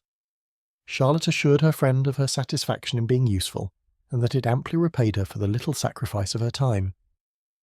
This was very amiable, but Charlotte's kindness extended farther than Elizabeth had any conception of. Its object was nothing less than to secure her from any return of Mr. Collins's addresses by engaging them towards herself. Such was Miss Lucas's scheme, and appearances were so favourable that when they parted at night, she would have felt almost sure of success if he had not been to leave Hertfordshire so very soon. But here she did injustice to the fire and independence of his character, for it led him to escape out of Longbourn House the next morning with admirable slyness, and hasten to Lucas Lodge to throw himself at her feet. He was anxious to avoid the notice of his cousins, from a conviction that if they saw him depart they could not fail to conjecture his design, and he was not willing to have the attempt known till its success could be known likewise. For though feeling almost secure, and with reason, for Charlotte had been tolerably encouraging, he was comparatively diffident since the adventure of Wednesday. His reception, however, was of the most flattering kind. Miss Lucas perceived him from an upper window as he walked towards the house, and instantly set out to meet him accidentally in the lane. But little had she dared to hope that so much love and eloquence awaited her there. In as short a time as Mr. Collins's long speeches would allow, everything was settled between them to the satisfaction of both, and as they entered the house he earnestly entreated her to name the day that was to make him the happiest of men, and though such a solicitation must be waived for the present, the lady felt no inclination to trifle with his happiness. The stupidity with which he was favoured by nature must guard his courtship from any charm that could make a woman wish for its continuance, and Miss Lucas, who accepted him solely from the pure and disinterested desire of an establishment, cared not how soon that establishment were gained. Sir William and Lady Lucas were speedily applied to for their consent, and it was bestowed with a most joyful alacrity. Mr. Collins's present circumstances made it a most eligible match for their daughter, to whom they could give little fortune, and his prospects of future wealth were exceedingly fair. Lady Lucas began directly to calculate, with more interest than the matter had ever excited before, how many years longer Mr. Bennet was likely to live, and Sir William gave it as his decided opinion that whenever Mr. Collins should be in possession of the Longbourn estate, it would be highly expedient that both he and his wife should make their appearance at St. James's. The whole family, in short, were properly overjoyed on the occasion. The younger girls formed hopes of coming out a year or two sooner than they might otherwise have done, and the boys were relieved from their apprehension of Charlotte's dying an old maid. Charlotte herself was tolerably composed. She had gained her point and had time to consider of it. Her reflections were in general satisfactory. Mr. Collins, to be sure, was neither sensible nor agreeable. His society was irksome, and his attachment to her must be imaginary, but still he would be her husband. Without thinking highly either of men or of matrimony, marriage had always been her object. It was the only honourable provision for well-educated young women of small fortune, and however uncertain of giving happiness, must be their pleasantest preservative from want. This preservative she had now obtained, and at the age of 27, without having ever been handsome, she felt all the good luck of it. The least agreeable circumstance in the business was the surprise it must occasion to Elizabeth Bennet, whose friendship she valued beyond that of any other person. Elizabeth would wonder, and probably would blame her, and though her resolution was not to be shaken, her feelings must be hurt by such a disapprobation. She resolved to give her the information herself, and therefore charged Mr. Collins, when he returned to Longbourn to dinner, to drop no hint of what had passed before any of the family. A promise of secrecy was of course very dutifully given, but it could not be kept without difficulty, for the curiosity excited by his long absence burst forth in such very direct questions on his return as required some ingenuity to evade, and he was at the same time exercising great self-denial, for he was longing to publish his prosperous love. As he was to begin his journey too early on the morrow to see any of the family, the ceremony of leave-taking was performed when the ladies moved for the night, and Mrs. Bennet, with great politeness and cordiality, said how happy they should be to see him at Longbourn again, whenever his other engagements might allow him to visit them.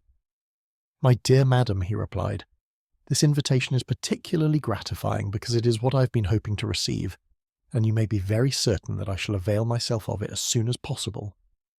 They were all astonished, and Mr. Bennet, who could by no means wish for so speedy a return, immediately said, But is there not danger of Lady Catherine's disapprobation here, my good sir?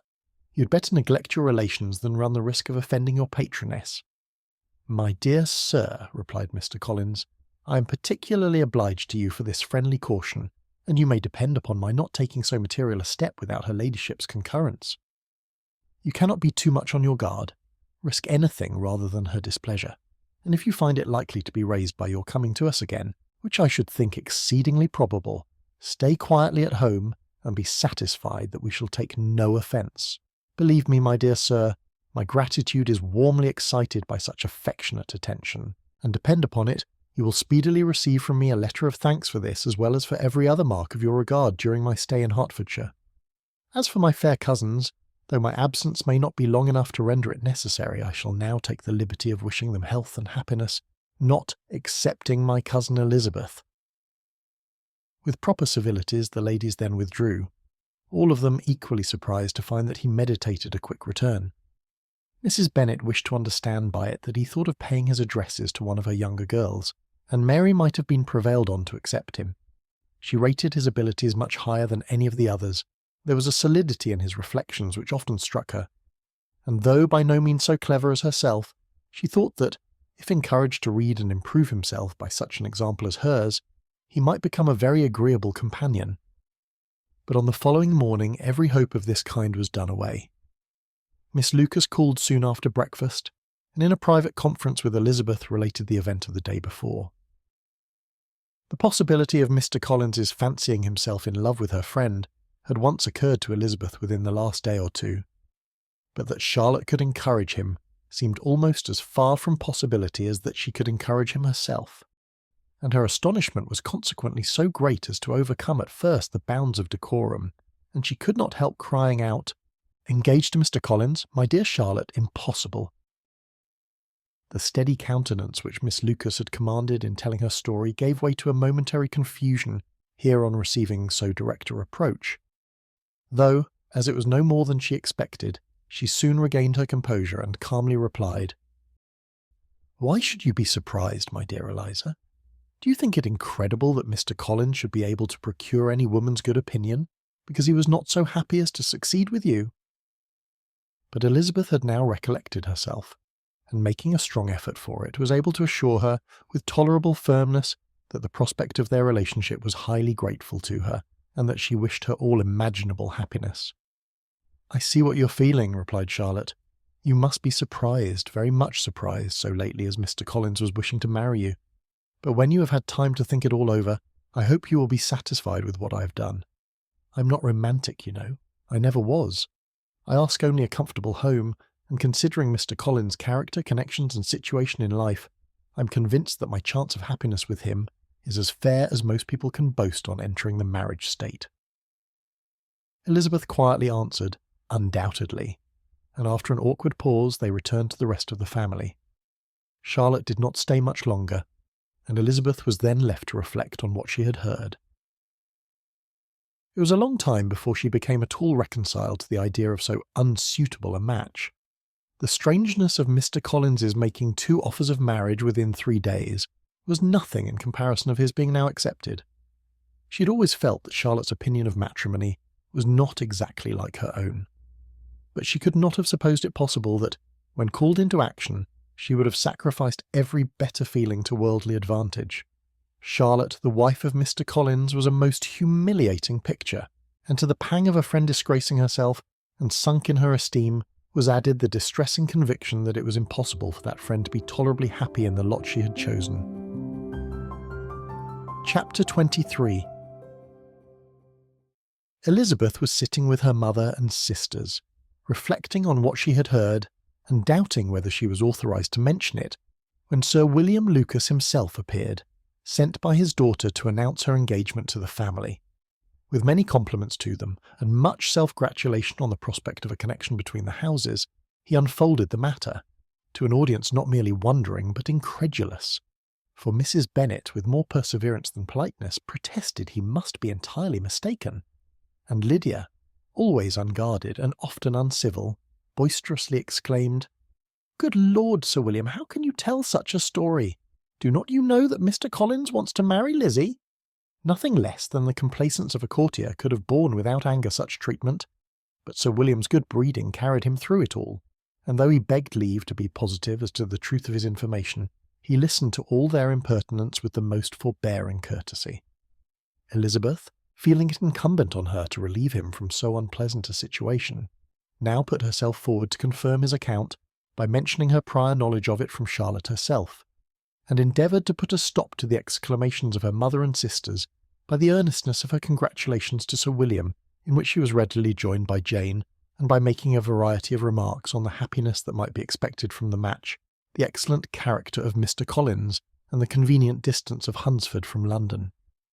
Mrs. Bennet was in fact too much overpowered to say a great deal while Sir William remained, but no sooner had he left them than her feelings found a rapid vent. In the first place, she persisted in disbelieving the whole of the matter. Secondly, she was very sure that Mr. Collins had been taken in. Thirdly, she trusted that they would never be happy together, and fourthly, that the match might be broken off. Two inferences, however, were plainly deduced from the whole. One, that Elizabeth was the real cause of all the mischief, and the other, that she herself had been barbarously used by them all. And on these 2 points she principally dwelt during the rest of the day. Nothing could console and nothing appease her, nor did that day wear out her resentment. A week elapsed before she could see Elizabeth without scolding her. A month passed away before she could speak to Sir William or Lady Lucas without being rude, and many months were gone before she could at all forgive their daughter. Mr. Bennet's emotions were much more tranquil on the occasion, and such as he did experience he pronounced to be of a most agreeable sort. For it gratified him, he said, to discover that Charlotte Lucas, whom he had been used to think tolerably sensible, was as foolish as his wife, and more foolish than his daughter. Jane confessed herself a little surprised at the match, but she said less of her astonishment than of her earnest desire for their happiness, nor could Elizabeth persuade her to consider it as improbable. Kitty and Lydia were far from envying Miss Lucas, for Mr. Collins was only a clergyman, and it affected them in no other way than as a piece of news to spread at Meryton. Lady Lucas could not be insensible of triumph on being able to retort on Mrs. Bennet the comfort of having a daughter well married, and she called at Longbourn rather oftener than usual to say how happy she was, though Mrs. Bennet's sour looks and ill-natured remarks might have been enough to drive happiness away.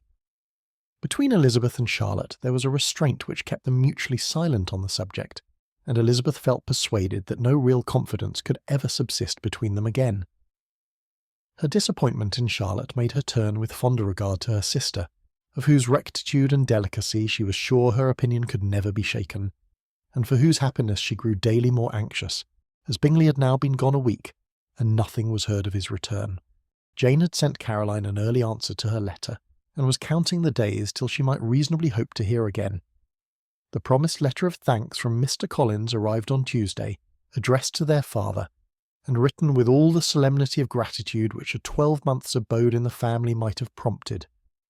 After discharging his conscience on that head, he proceeded to inform them, with many rapturous expressions, of his happiness in having obtained the affection of their amiable neighbour, Miss Lucas, and then explained that it was merely with the view of enjoying her society that he had been so ready to close with their kind wish of seeing him again at Longbourn, whither he hoped to be able to return on Monday fortnight. For Lady Catherine, he added, so heartily approved his marriage, that she wished it to take place as soon as possible, which he trusted would be an unanswerable argument with his amiable Charlotte, to name an early day for making him the happiest of men. Mr. Collins's return into Hertfordshire was no longer a matter of pleasure to Mrs. Bennet. On the contrary, she was as much disposed to complain of it as her husband. It was very strange that he should come to Longbourn instead of to Lucas Lodge. It was also very inconvenient and exceedingly troublesome. She hated having visitors in the house while her health was so indifferent, and lovers were of all people the most disagreeable. Such were the gentle murmurs of Mrs. Bennet, and they gave way only to the greater distress of Mr. Bingley's continued absence. Neither Jane nor Elizabeth were comfortable on this subject. Day after day passed away without bringing any other tidings of him than the report which shortly prevailed in Meryton of his coming no more to Netherfield the whole winter, a report which highly incensed Mrs. Bennet, and which she never failed to contradict as most scandalous falsehood. Even Elizabeth began to fear, not that Bingley was indifferent, but that his sisters would be successful in keeping him away. unwilling as she was to admit an idea so destructive to Jane's happiness and so dishonourable to the stability of her lover, she could not prevent its frequently recurring. The united efforts of his two unfeeling sisters and of his overpowering friend, assisted by the attractions of Miss Darcy and the amusements of London, might be too much, she feared, for the strength of his attachment. As for Jane, her anxiety under this suspense was of course more painful than Elizabeth's, but whatever she felt she was desirous of concealing, and between herself and Elizabeth, therefore, the subject was never alluded to. But as no such delicacy restrained her mother, an hour seldom passed in which she did not talk of Bingley, express her impatience for his arrival, or even require Jane to confess that if he did not come back she should think herself very ill-used. It needed all Jane's steady mildness to bear these attacks with tolerable tranquillity. Mr. Collins returned most punctually on the Monday fortnight, but his reception at Longbourn was not quite so gracious as it had been on his first introduction. He was too happy, however, to need much attention, and luckily for the others, the business of love-making relieved them from a great deal of his company. The chief of every day was spent by him at Lucas Lodge, and he sometimes returned to Longbourn only in time to make an apology for his absence before the family went to bed. Mrs. Bennet was really into a most pitiable state. The very mention of anything concerning the match threw her into an agony of ill-humour, and wherever she went, she was sure of hearing it talked of. The sight of Miss Lucas was odious to her. As her successor in that house, she regarded her with jealous abhorrence. Whenever Charlotte came to see them, she concluded her to be anticipating the hour of possession, and whenever she spoke in a low voice to Mr. Collins, was convinced that they were talking of the Longbourn estate, and resolving to turn herself and her daughters out of the house as soon as Mr. Bennet was dead. She complained bitterly of all this to her husband. "Indeed, Mr. Bennet," said she, "it is very hard to think that Charlotte Lucas should ever be mistress of this house, that I should be forced to make way for her, and live to see her take my place in it. My dear, do not give way to such gloomy thoughts. Let us hope for better things. Let us flatter ourselves that I may be the survivor." This was not very consoling to Mrs. Bennet, and therefore, instead of making any answer, she went on as before. "I cannot bear to think that they should have all this estate. If it was not for the entail, I should not mind it." "What should not you mind?" "I should not mind anything at all. Let us be thankful that you are preserved from a state of such insensibility. I never can be thankful, Mr. Bennet, for anything about the entail. How anyone could have the conscience to entail away an estate from one's own daughters I cannot understand, and all for the sake of Mr. Collins too. Why should he have it more than anybody else?" "I leave it to yourself to determine," said Mr. Bennet. This has been Pride and Prejudice by Jane Austen, an Echoes from the Dust recording with narration by Christopher West, and music by Cody Martin. If you're enjoying this audiobook and would like to see more, please consider liking and subscribing, or explore our catalogue celebrating classical literature through unique, book-inspired retail items at echoesfromthedust.com, link in the description. Discover elegant gifts, decor, apparel and stationery, inspired by timeless works like Pride and Prejudice, perfect for book lovers, collectors, and anyone seeking to bring literary classics into modern life. Thank you.